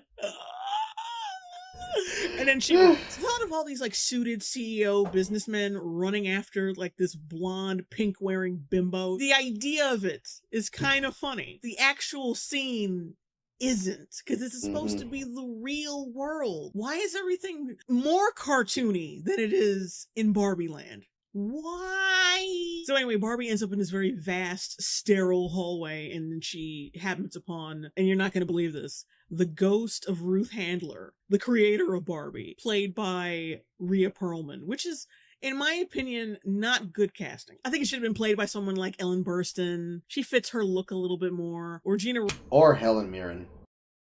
I mean, did we just get her for voice role and that's it? Not smart to me, but hey. Rollins. Like, Rhea Perlman has like these like sinister fucking eyebrows. She looks like too intense in some scenes. And it's like, calm down, Rhea. Also, they play up Ruth Handler as like this sweet old lady when the real Ruth Handler comes off way more slick and business-minded. That's the sense I got from her from watching a few interviews. But she's played as some one-dimensional, magical old lady just to further the plot along. Magical white broad. I don't like it. I think it's kind of tacky, puppeteering a dead woman who probably wouldn't have liked this film. Like, just my opinion, but I don't think she would have liked this film. Rhea Perlman directs her to an exit leading to America Ferrera. She's waiting there in her stylish, yet rugged and reasonably affordable Chevy Blazer. It's basically a commercial in the movie. It's literally ad space for a car. One legendary icon deserves another. Get it! See Barbie in theaters now. Which explains why it's low energy and very poorly shot. I mean, this movie is actually ripe with product placement. All throughout the film, they're pimping out their ugly cousin Barbie dolls. So they weren't selling. So they just like, oh, here you go, put them in here. Hopefully someone will buy them in association with this film. They won't. Nobody's buying that shit! But during the commercial, we are explained by America Ferrera that she's been sad and lonely because of a spat she's having with her daughter. In other words, the daughter's being a cunt for no reason, and it really upsets the mother. So instead of actually dealing with it and talking to her daughter, patching things up, she instead plays with a doll to escape her responsibilities. Now, I'm coming to the conclusion, because I think this is what they want me to think. America Ferrera, the mother, represents Barbie fans, and the daughter represents all of the shitty opinions, all the wrong opinions about Barbie. That's what it's looking like so far. Also in the scene, it's flippantly said that Barbie is an idea, which is also a tagline from one of the trailers, and I think it's in the movie somewhere. Like I said, that she is an idea. Keep that in mind, because it's going to be important later. So all those memories that Barbie was menstruating, I guess, were actually the mother's memories and not the daughter's memories. How the fuck do you mistake the mother? Whatever. You'd think she'd be able to feel the difference between a middle-aged woman's emotions and a teenage girl's. But I guess, oh, that's probably just another deep message from Greta Gerwig. Yes, it is, Jay. A doll can have the ability to geo-emotional locate a person. It can't tell the difference between the memories of a grown woman and the memories of a overly emotional and opinionated girl. Which means women literally can't parse things. So said feminism. And literally wouldn't tell the difference between an adult woman and a child. Was she secretly being based about the big gay? I think she was secretly being based about the big gay. That deserves a clap and a half. Fucking up your movement for yourself, Greta. Basically, you're like a hive mind. We all have the same emotions. Like a middle-aged woman, 13-year-old girl, same shit. The struggle is real in all of us. And then Frick, Frack, and Frump are on their way to Barbie Land with the same neon rollerblades. Fun, yes, reference. The daughter, who is basically the only logical one here, is unlikable as she is. She suggests that maybe they call her father to tell him where they are, or at least let him know that they are alright. America Ferrera is like, nah, he'll be fine. And then they do this Family Guy cutaway to their living room where he's learning Spanish on his phone. He's just so fucking oblivious. He doesn't care about where his daughter and wife are. And America Ferrera is such a ditz. She doesn't care that her husband doesn't know where the fuck they are. Like, how is this supposed to be funny? And remember, like, she's supposed to represent Barbie fans. She's supposed to represent Barbie fans. So Barbie fans are negligent bitches who kidnap their children to go to another dimension and who completely disregard the feelings and concern of their spouses. Or Barbie fans are women that will take their daughters to a film, to watch a film, and when it's very clear the messaging is very anti-family and anti-individuality, they'll make them sit through the fucking film instead of going across to the other theater to go watch Barbie. Heimer. Life imitates art that begets and rots into cringe that physically makes me feel ill. The circle of cringe, and it hurts us all. It's the cycle of cringe. Greta Gerwig made this shit, not me, okay? So we're off to the races, and of course we need a little bit more man hate. That's because Ken is totally superfluous.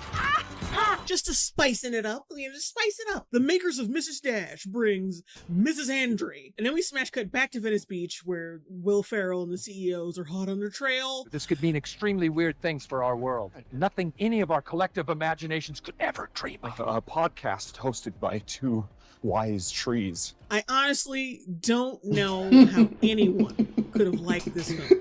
What the fuck? Why, Aqua?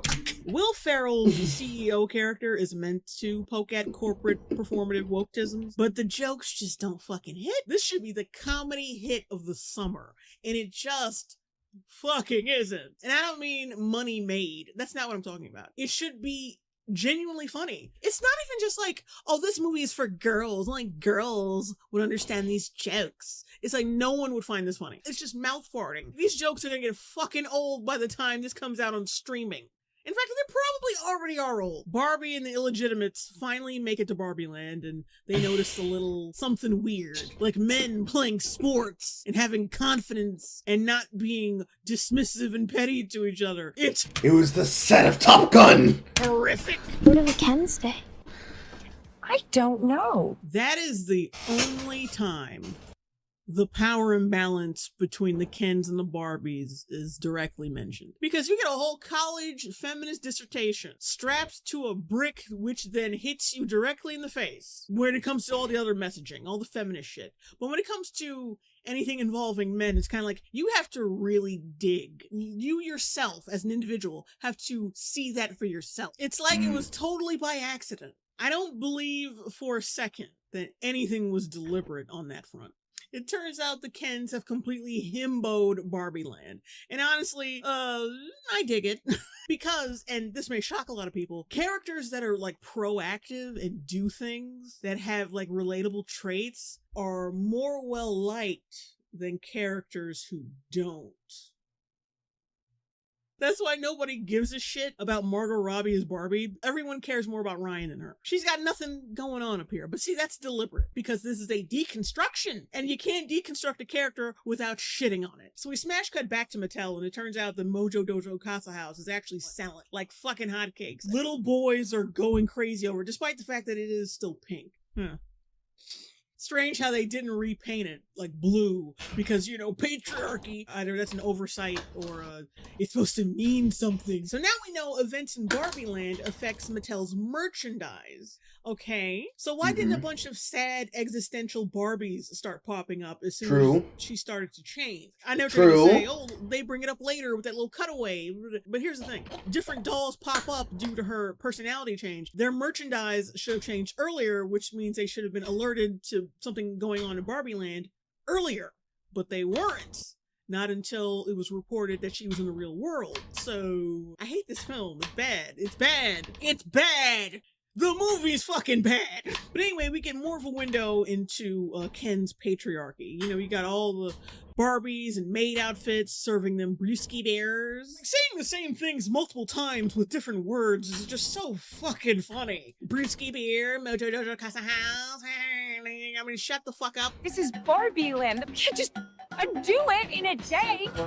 Literally and figuratively, watch me. It took him a day to brainwash an entire matriarchy. Based! You have to think about what that entails. Like, what did he do? Goals!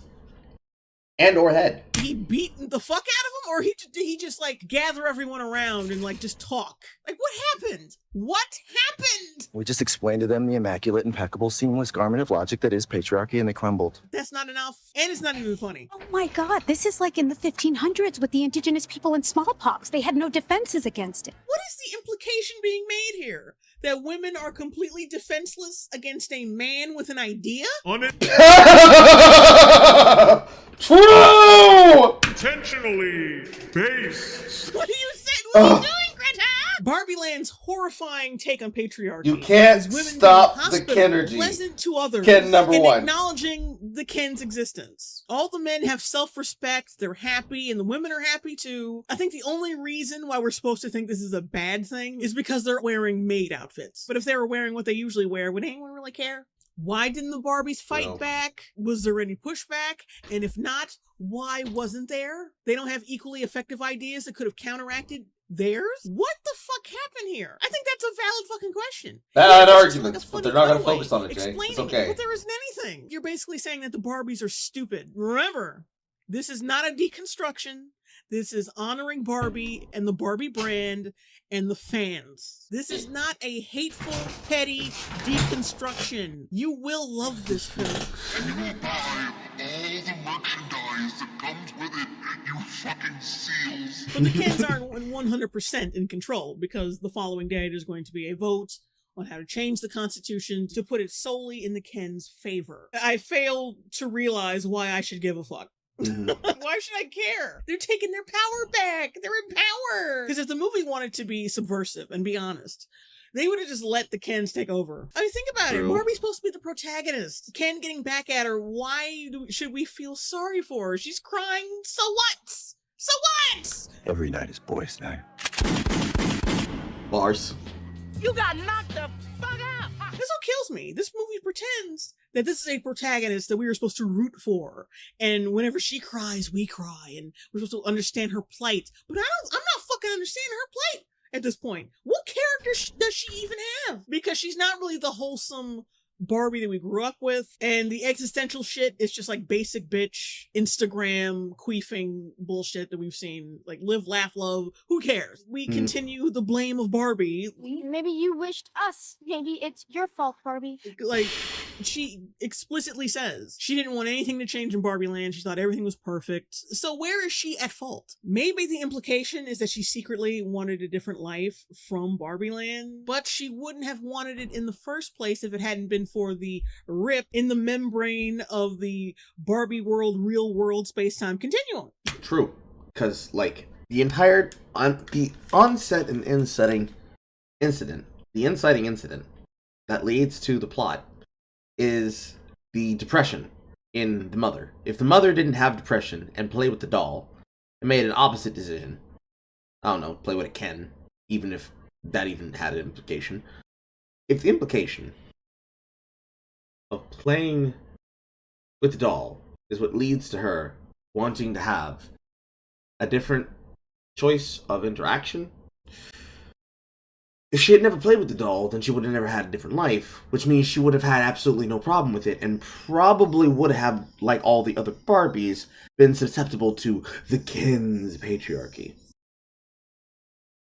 Because it's stated that one of the reasons that she's inoculated to the shit is that because she's so emotionally crestfallen about the real world, that she's immune to the shit. So, it's not looking good for the plot line. Or the common sense. Yeah. What are we blaming her for? What are you blaming her for, Greta? So her transition from doll to fully realized human has a lot less impact. Why wasn't it enough that she brought joy and happiness to children everywhere? This is the because she didn't do it while slaying men. same fucking problem people had with Toy Story 4. How Woody suddenly didn't want to be a child's toy anymore because sheep hurt her pussy. I want something more out of life. I'm having a midlife crisis. Shut the fuck up. You're a doll. So Barbie completely gives up. She wants to wait until one of the leader-oriented Barbies fixes everything. And I'm like, sweetie, if they couldn't fight a blonde doofus with some half-baked ideas, they're not going to be able to do it now. Please, just leave me here. Just leave me. Go back to your messed up world and just leave me to mine. Barbie literally has no reason to like their world because the screenwriter gives our world, the real world, no redeeming qualities whatsoever. Other than one old woman sitting on a fucking bench. Another thing, like, why not? Because you can't fix these two. They're unfixable. They're cunts. My thing is, why don't they just give the little Barbie totem from their world that they were playing with, why not just give the doll away to someone who's going to love it and appreciate it? And lift Margot Robbie's Barbie out of her little funk, so everything could be in the process of going back to normal. But no! They never think of this because the screenwriter or screenwriters didn't think of it. Then we wouldn't have a feminist plot. Then we wouldn't be able to shit on Barbie fans. Then we wouldn't be able to shit on the Barbie brand in general. So And men. We can't Don't really forget do the that. men. That's too wholesome. That's too good. Because our writing team are two fucking cynical Hollywood assholes. It's time to run out and get the new depression Barbie. She wears sweatpants all day and night. She spent 7 hours today on Instagram looking at her estranged best friend's engagement photos while eating a family-sized bag of Starbursts. And now her jaw is killing her. That's okay, but they forgot one little detail. Now she'll start an OnlyFans to replenish her fleeting sense of self-worth before throwing in the towel when her content leaks on Reddit. We cut right back to the CEOs on the way to Barbie Land on this really long tandem bike. You think the Mattel... One thing you need to go along with depression, Barbie. Shit poster Ken! People would have their own special portal to Barbie Land to get there like an instant. But they don't. Because it wouldn't be funny! You know what would have been funnier? If we saw how they all fit on a fucking rocket ship. Some of them died because they fell off. That would have been funny! That would have been funny! So the irrelevants are back on the road to the real world, disappointed that a fucking Barbie doll couldn't enrich their lives in some way, even though it's on them to enrich her life. By maybe giving the doll to someone else, whatever. And Alan shows up. Alan snuck out of Barbie Land to get to the real world because he's sick of being, treated nicely. Yeah, and then he just randomly starts a fight with a construction crew. This scene gives soy boys hope that if you hate masculinity enough, you can randomly beat up a group of men. this movie is either self-reporting or it's the best satire ever. I think it's just self-reporting. Honestly, I can't help but believe this is nothing but like a feminist deconstruction because, well, look at the fans. I've been seeing them say shit online like, every girl wants an Alan, not a Ken. I'm like, girl, Alan will roofie you. Alan is a psychopath. It's best just to kill him. Don't let him go to Barbie Land or the real world. Just put him the Alan basically was going to abandon his pregnant wife. That is true. You shouldn't want an Alan. You should want a Carl. Carl wouldn't abandon his pregnant wife.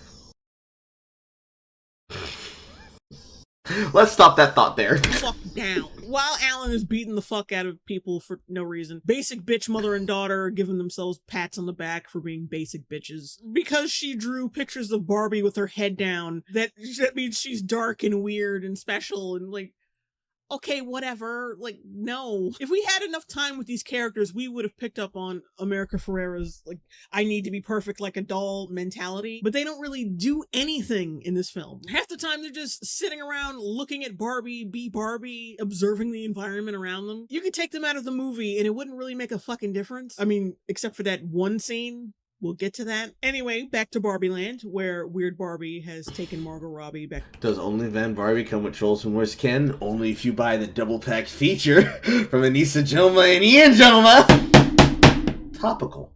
Crib. They've been trying to deprogram all the other Barbies to take back Barbie Land from the Kens. And Weird Barbie asks a really stupid question. Why? Depression is only allowed to be a personality trait if you're allowed to be a hoe about it.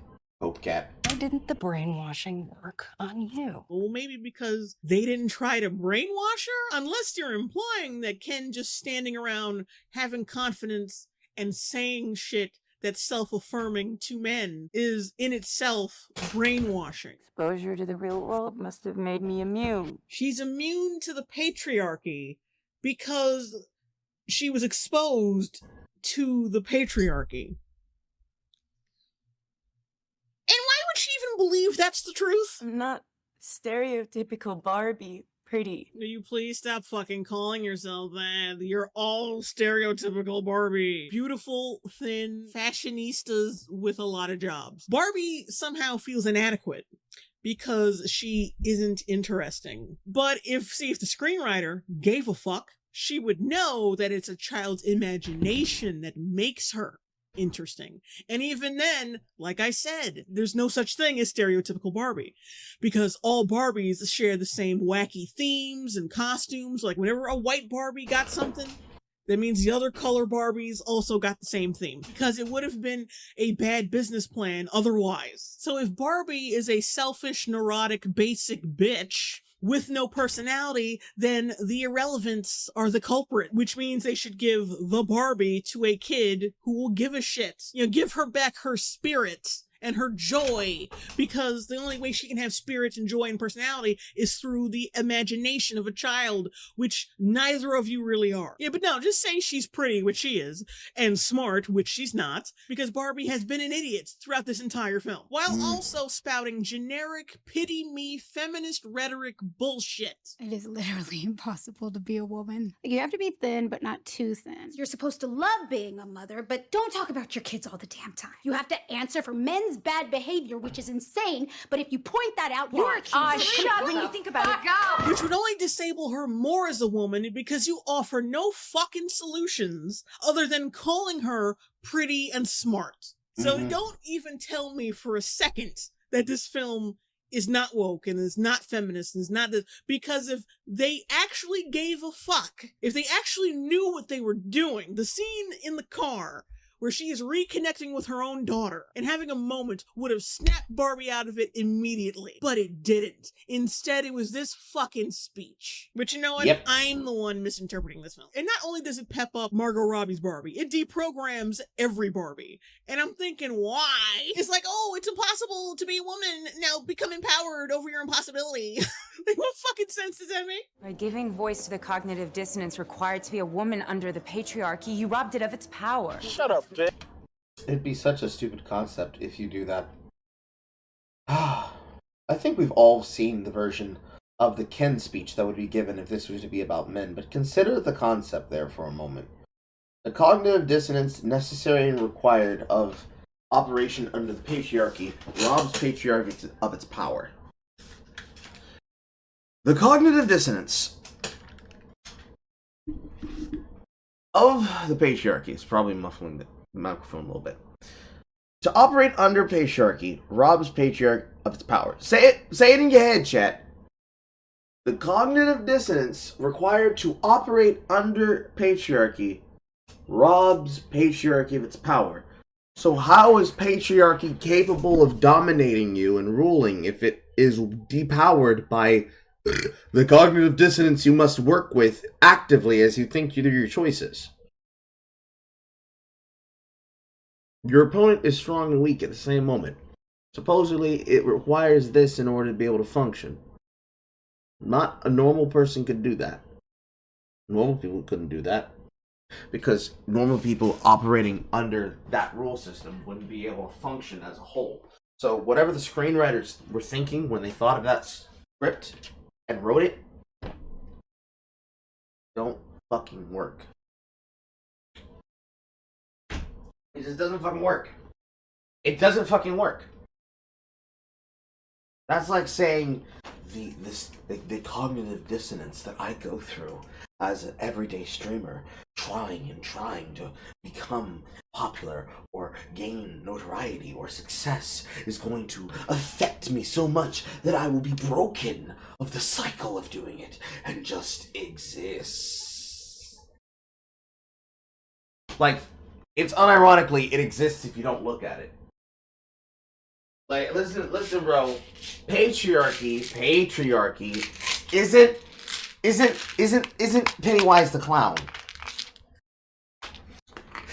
Because if all you had to do was think a little bit to defeat patriarchy, then we would have also defeated matriarchy. Because you guys you're gonna while when you hear this.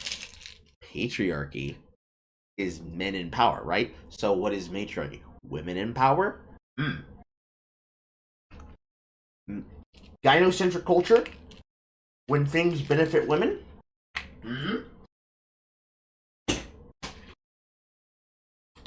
Things benefiting women. Women telling other women how women should behave? It's the same fucking power structure.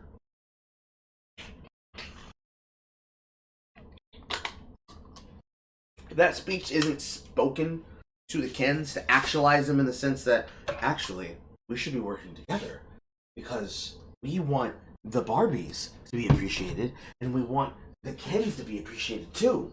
But beforehand, the Barbies weren't being appreciative. That's right, Ken. They treated us like dog shit. Absolute dog shit, Ken. Ain't that right, Surfer Ken? Like, we actually talked about this.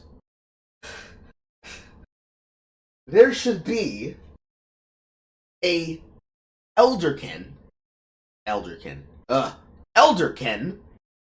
be telling them, hey yo, listen, the universe would not allow this to prosper. There'd be a woke Ken. There would most definitely be there'd be a goddamn Hotep Ken. Abso-fucking-lutely. As portrayed by Shamik Moore.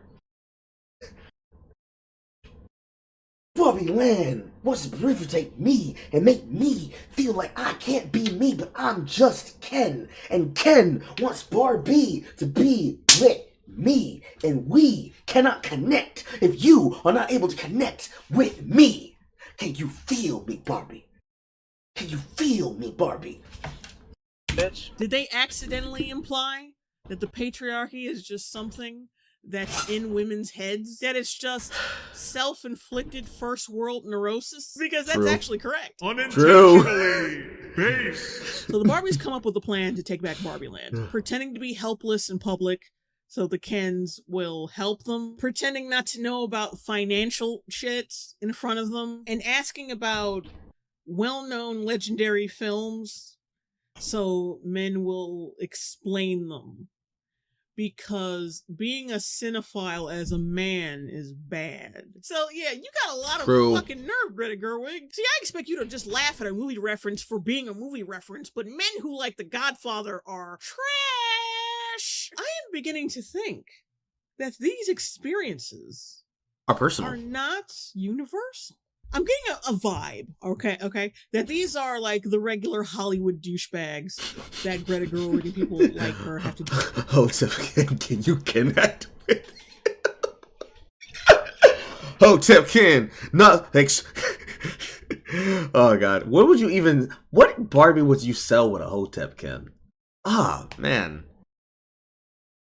Yas Queen Barbie, Hotep Ken, and unfortunate baby daddy syndrome child accessories sold separately and withheld by the DFACs.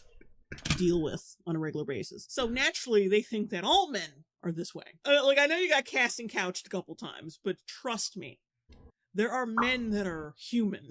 The Kens even have a more eclectic array of music. Like, what is that, Sting? Like, the Police? Like, come on, bruh. I'm sorry, where are the downsides of the Kens being in charge? Technically, under patriarchy, women try to fit unrealistic beauty standards. Dipshit. So I was asking myself, why is this bitch still fat? And then I see her sitting next to a black guy, and then I get my answer. Why? If that was supposed to be a joke, Greta Gerwig, bravo. The re-brainwashing works, of course, because it would have to. And we're down to the final stage of the process. Barbie has to seduce Ryan's Ken. And she's worried about him not liking her anymore, which is like, since when do you give a fuck, bitch? They go back and forth with how she feels about this mother. First, she doesn't give a fuck. Then she treats him like a child. Then she hates him. Then she thinks he's irrelevant. Now suddenly it's like, what if he doesn't like me anymore? What the fuck are you talking about? Oh, we need to put this in here. We need to show some kind of Barbieism. We need to show that her and Ken had something going on, even though they fucking didn't. This doesn't make any sense. Then America Ferrera rightfully reminds her that, yeah, he brainwashed your friends. He took over your whole fucking city. And then Barbie basically says, It's like I'm a woman already. Is this what it's like? wow, men mistreat Lol. me. I'm a real woman now. Oh, this knowledge delights her. Get me the fuck out of here. She seduces him. They go on a date. He starts singing Push by Matchbox 20.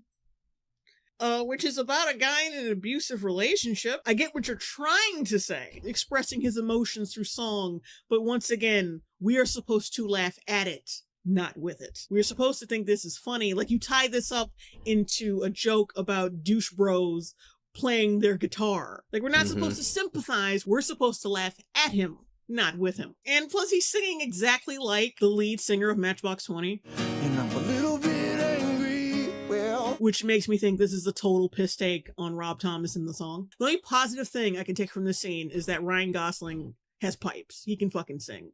He's multi-talented. The best thing about this fucking movie. I might be biased because I actually do like the song, but I don't give a fuck. The tactic here was to make the Kens think they're all being cheated on. So basically, they're all supposed to act like flirty whores to make them fragile enough because, you know, when men think they're being cheated on, they're such whiny piss baby bitches. Masculinity so fragile. But yeah, they all get jealous of each other, and it sours the whole community to a point where they all want to go to war with each other. Instead of the Barbies, because as we all know, when a man is cheated on, he always blames the other man over the person who cheated on them. That's a very male thing to do. This whole thing relies on the Kens to act like women in response to their own jealousy. Which is not funny and ironic. Instead of doing what patriarchy would have taught them, was to just call them fucking whores and disregard their existence completely. Now, True! Now, the way In terms of a joke, I would have done this is that the Kens would have just fought back against the Barbies. They would have gone to some G.I. Joe world or some army toy world, you know, to gather up weapons and come up with strategies and shit. And then they get there and they tell that military or the Joes, whatever, their situation. And the Joes go, oh, wait a minute. It seems like it's the Barbies you want to destroy, not each other. Barbies are the ones who are playing you. The Kens come to this realization, and then comes like the training, and they're getting affirmed, and they're manning up, and really getting a sense of who they are. And then right before the Barbies take back Barbie Land, the Kens, along with the Joes, burst into the nation's capital and proceed to rip them apart with bullets, wasting every motherfucking Barbie in existence, leaving just nothing left. Everyone's dead, even the two irrelevants. And they take back their home, and it fades to black as Matchbox 20's Push plays in the background.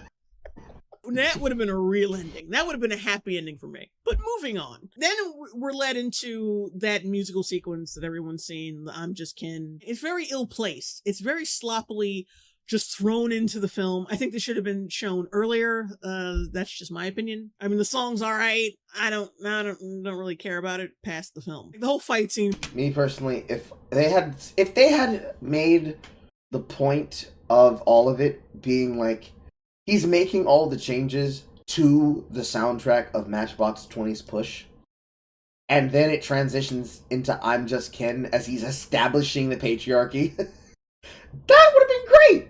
It would have been nice if they did that. But they didn't do that. They didn't show how the fuck it happened. Even if it had been a sequence of montages, as we've learned recently, montages justify these things that we understand as plot holes. It would have been great. Y'all just suck. You guys suck as writers. In between the group of Kens is just so fucking whack. And I'm supposed to find this funny, but I can't. I'm just noticing the black guy with Mattel. Those are some really corporate cornrows. Finally, blessedly. Truly. That actually the is musical true. sequence ends. True. They realize they got took, and that leads into a weak-ass Monty Python reference, because, remember, guys who like The Godfather cringe. Expecting people to laugh at just references. Peace. Okay, so the Barbies, they're in their pink jumpsuits for some reason, and then they vote to take back Barbie lands. Who gives a shit? And the mother and daughter, they love each other now, inexplicably. We don't care. I don't care. Fuck this film. I can't wait to be done. Oh my god. So anyway, the president tells the Kens, yeah, we took back everything, motherfucker. No, really, she actually does say motherfucker. That's because they're dream houses, mother. That's right. Anyway, she says they took back Barbie lands and they disinfected the dream houses, which, what does that even mean? They don't sweat. They don't have skin. They don't secrete fluids. They have no body hair. They disinfected of their manly essence and presence. But we need to make a point, and the point is men are disgusting. I never got the impression that Barbie was this sweet, kind soul, especially since her and her society treats Kens like pieces of shit. She apologizes for taking him for granted, not for subjugating him. Keep that shit in mind. She apologizes for like, oh, I'm sorry I didn't fuck you. I'm really sorry I didn't acknowledge you romantically. But what I don't apologize for is keeping you like to a homeless drifter. She tells him the things he thought made him him really aren't him. It's okay for her to have an existential crisis and find meaning in other things and in the real world, but he tries to look for his own thing and suddenly he has to change back. Feminists, I mean, Barbies, never really have answers. They only nag you to find yourself and do better. This, and always away from the things that you love. Important part. Not just you need to find who you are. You need to find who you are away from this and put somebody new in charge.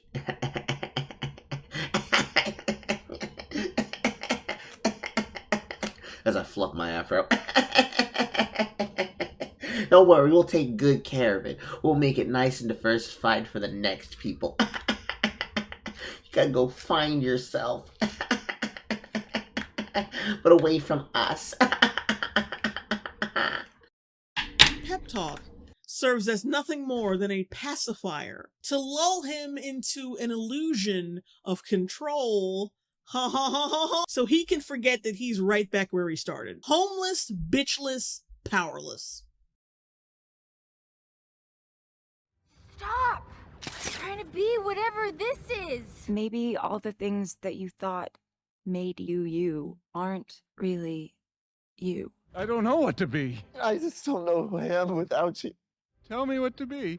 You're Ken. I don't know, just don't be a dick. But it's Barbie and Ken. There is no just Ken. It's too late. Look at me. I'm such a dick. Maybe it's Barbie and it's Ken. It's never too late to stop being a dick. This is the second fucking movie I've seen where a man is asking a woman what he needs to be. And then the woman having like the dumbest answer possible or no answer whatsoever because she's a fucking idiot. I don't know, just don't be a dick. So anyway, Ken realizes that he is Ken, and all the Kens are Ken, and he is Ken, and me are me, Ken is me, I'm me, and me is Ken, is you is, or is you ain't my baby, whatever. It's all false empowerment. It's just like I said, it's a pacifier to lull them into a sense of control. You don't get it, Carl. You just gotta let Barbie define you. Oh, I'm gonna define something. I'm gonna define an impression in the memory foam mattress in the Barbie dream house. It's gonna be Carl-shaped. As is the Carl shape in her womb. All over their lives when they really have none, and they're back where they started from. Whatever. We were only fighting because we didn't know who we were. That would have been funny if he had not said a word throughout the entire film. But they had him say shit, so it kind of ruins the effect of what he said. The Mattel board shows up. They had actually had a chance to make a joke about how they all fit in that tiny ass house, but then they ruin it. They don't really make use of the visual gag. Like I said, Greta Gerwig can't write. I thought it was hilarious that the one thing Bloody said was the. The sound effect played in my head. The boom. Comedy for shit. I'm sorry. Ah! Oh, Mitch. I thought we discontinued her. Pregnancy is still weird. CEO Will Ferrell talks about how, I've wanted to combat my toxic masculinity too by tickling my whole board, and it's just weird and unfunny. Once again, they don't properly utilize the joke. Because he is a performatively woke CEO, he would not naturally get his own hands dirty doing anything concerning allyship. So what he really should have done in this scene... The Rancha Cucamonga home house. Meet Carl. Hey! It's like a Mobile Playset commercial.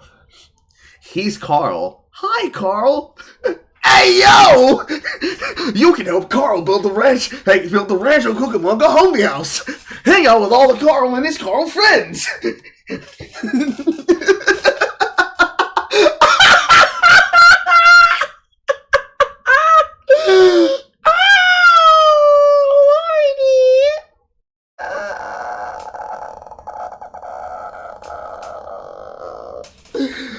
I have better jokes than a whole team of feminist writers.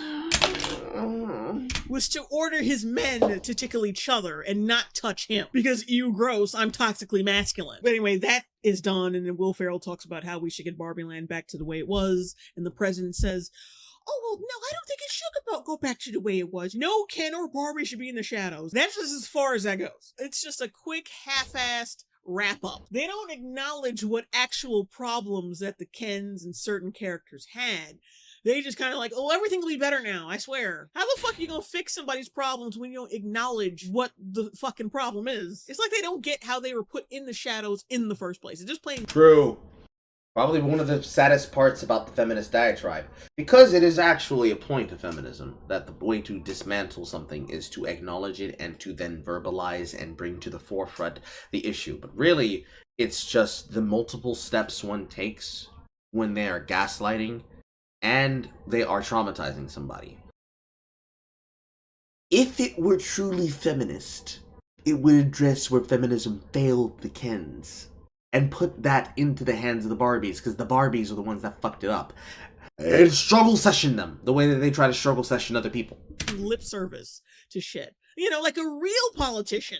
You know what I mean? There's a lot of people defending this ending. Like, it promotes equality by the end of the film. But, like, what about the narrator's last line, though? Well, the Kens have to start somewhere. And one day, the Kens will have as much power and influence in Barbie Land as women have in the real world. That deliberately implies that they still have no power. Mm-hmm. Because they've already made the point that women in the real world also live under a patriarchy, and that they also have no power. Like, and could be sexually assaulted at any time by a law-abiding officer and a law-enforcing officer. Watch movies. Do y'all really, like, pay attention to them? Like, listen to them? It's like, this movie is very vindictive. They think just because they hide it with pink pastels and smiles means that you can't see it. I have an idea. What about Which explains a lot about feminism. ordinary Barbie? She's not extraordinary. She's not president Blah, of any, blah, or maybe blah, she is. blah, Maybe she's a blah, mom. blah, Maybe she's blah, not. blah, Because it's blah, okay to just. Primary reason people play with dolls, watch films, or partake in anything involving imagination is to get away from ordinary. I really dislike this character. She's a neglectful, kidnapping, psycho bitch with little to no character. She's every narcissistic asshole who says, I'm a pathetic schlub who needs to see myself in everything because I'm a pathetic schlub. I understand this is trying to curb Barbie's negative impact on Western society. We gaslit the Kens like we perceive the men do to us in the real world. True. But this is just a scapegoat for bad parenting. Full stop. This is no different from what— Yes, there should be weird Kens. It's a great thing you noticed that, Hopecat. Everybody else did. I know me and Jay did. But you know, writing. So hard. when people would blame violent video games or Marilyn Manson for their child's negative behavior. If your kid ties up all their self-worth into a doll, you have fucked up, not the doll. Shows like The Simpsons did fall for this Barbie fear-mongering, but the difference is that that era of The Simpsons was hilarious, and no matter how much I disagreed with that message, I was still entertained, and I was still laughing my ass off. Stacy, please, I must have you back. Just come for a ride with me and my mobile command unit. Joe, I told you, it's over. Release me from your kung fu grip. This movie right here, nigga, is fucking dog shit. Those normal dolls, those real women dolls that they came out with, they weren't selling. That's why they made this film, so they can pimp them out in the film, and therefore get them to sell. So the fictional patriarchal CEO is actually right. Then the ghost of Ruth Handler shows up. So you're Ruth Handler, inventor of Barbie.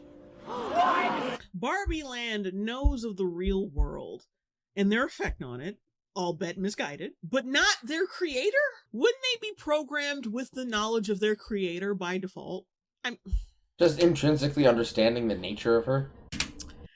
Oh, a woman wrote this.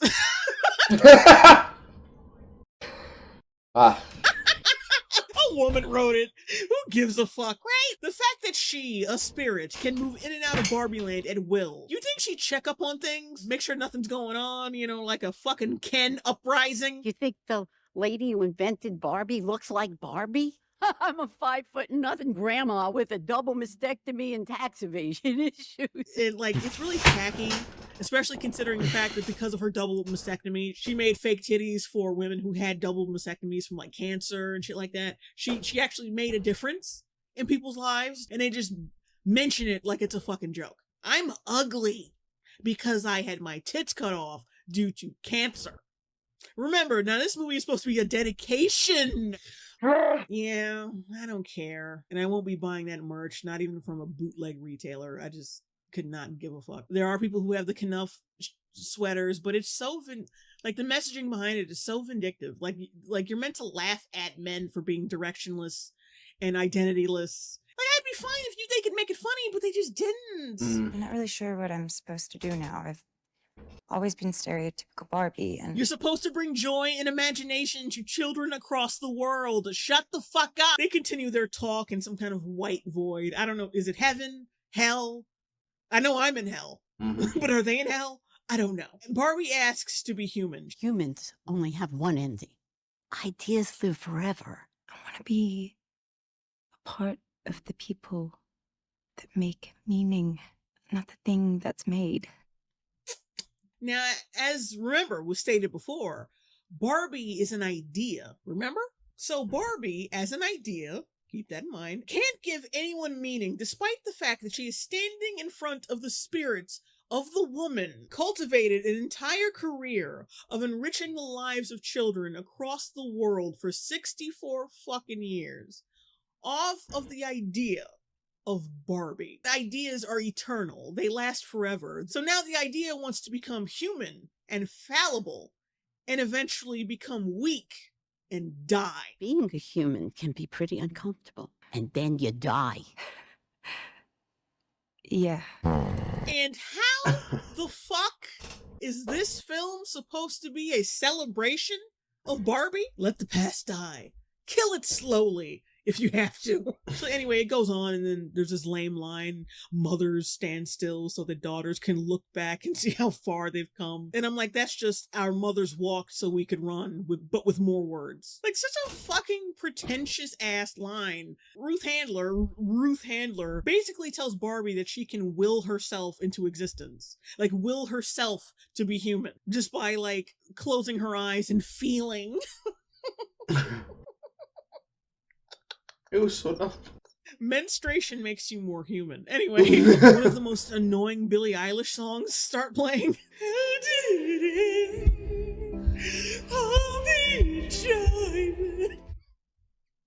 This song makes me laugh.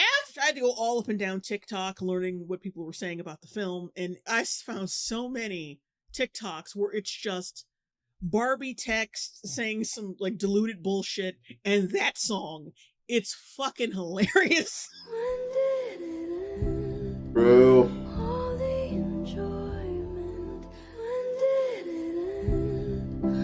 want to read some of these.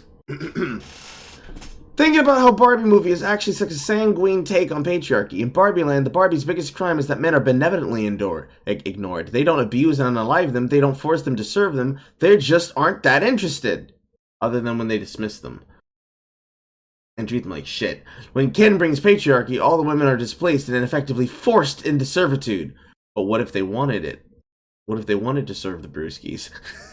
They don't hate... She doesn't hate Ken. She just doesn't love him. If only the real world patriarchy were so innocent, bro!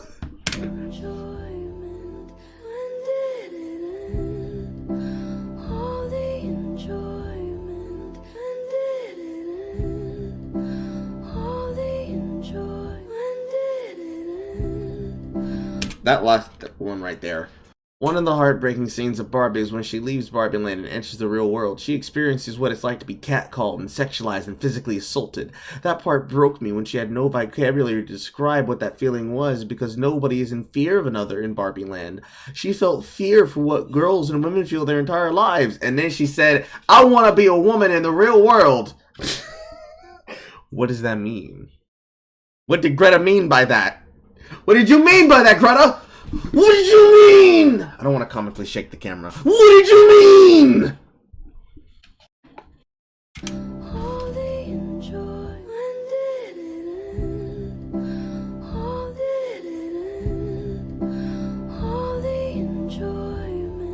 We didn't watch the movie all the way. Oh wait, we did.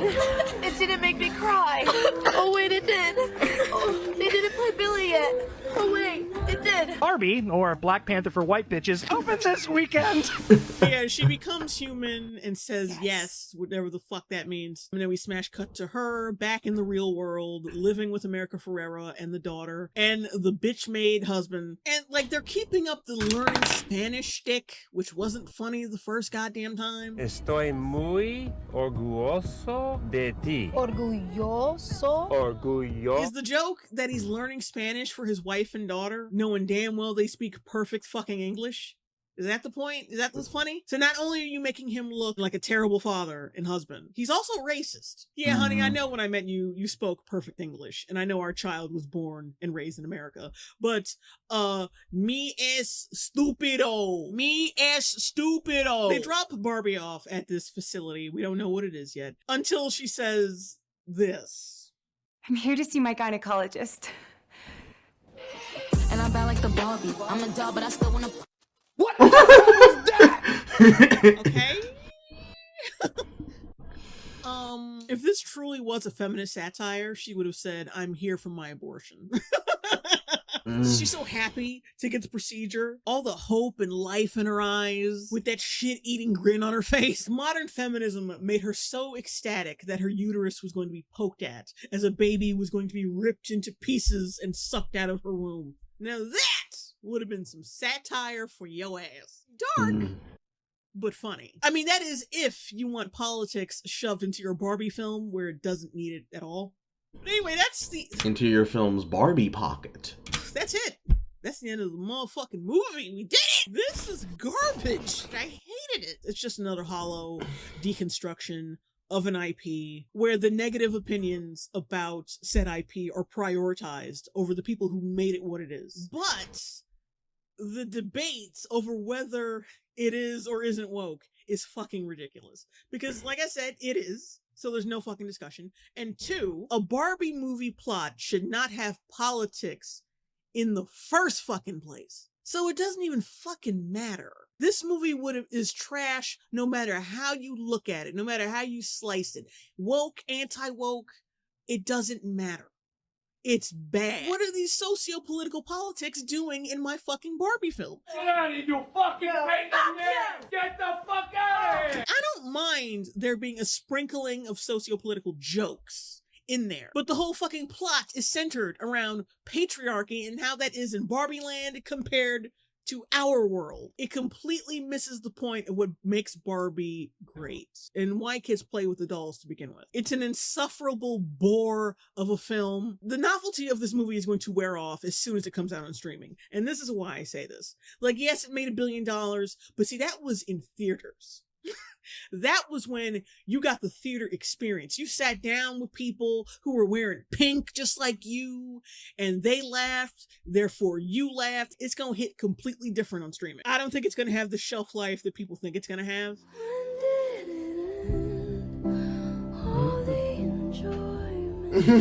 People only saw this film because they wanted to know that they had seen the very first live-action Barbie film. And because the marketing, like I said, was genius. That can't be denied, that they really manipulated people very well with marketing. I mean, if you like the movie, that's fine. People like shit sometimes. That's fine. But anyway, yeah, that's my review. I'm done. I'm tired. I'm gonna have some banana pudding ice cream and go to bed. Yeah, fuck you, Greta Gerwig. I'm sure you're a nice person in real life, but fuck you. Yeah, I mean, well, it most certainly is a feminist film. How so? To me, it's like that's like one slice of the pie. Like it's so. It's pretty big. It's a big. Ah! Animal. Animal. Animal. We made it. We're here. We're all here. You're here. I'm here. Jay's there. Common sense is nowhere to be fucking found. We suffer. I suffer. He, she, we suffer. It is what it is. Oh god. Oh fucking Christ. There's so many things wrong with Barbie and that need to be done well to make it into a better film with just the cuts that exist on the cutting room floor and what was released. For starters, less reaction shots from Hari Neff. Let's start there. Let's start there and move forward, rather than backwards. Well, we made it, guys. We made it. Make sure you give Jay all the love you can. And me. But mostly her. I'm gonna make dinner. And by dinner, I mean I'm gonna go heat up dinner. And then I will be back. I will be back. I don't know if I'll keep up reacting. I think I have a couple of things that I want to look at. But 2 days left. 2-ish days. 2.5, I think I said. Days left. Ball sex! If you want to be able to come and see this person with me on the broadcast, Ball Sex 3 on the 13th. I'm not sure what we're going to do for Versus Chat. I'm not really feeling up to one right now because I just started doing a thing. You'll find out what it is soon-ish. And again, Femdom reading on my birthday. Be there or be uncarl. In both situations. I'll see you all in like 2 hours. I'll be back soon-ish. Soon-ish. Bye! Bye. Bye. And again, go give Jay your love. Go give Jay my love for her love. With your love. As we're all loving and all loving each other. Because we're all enough. But are you Carl and Lauren Tough?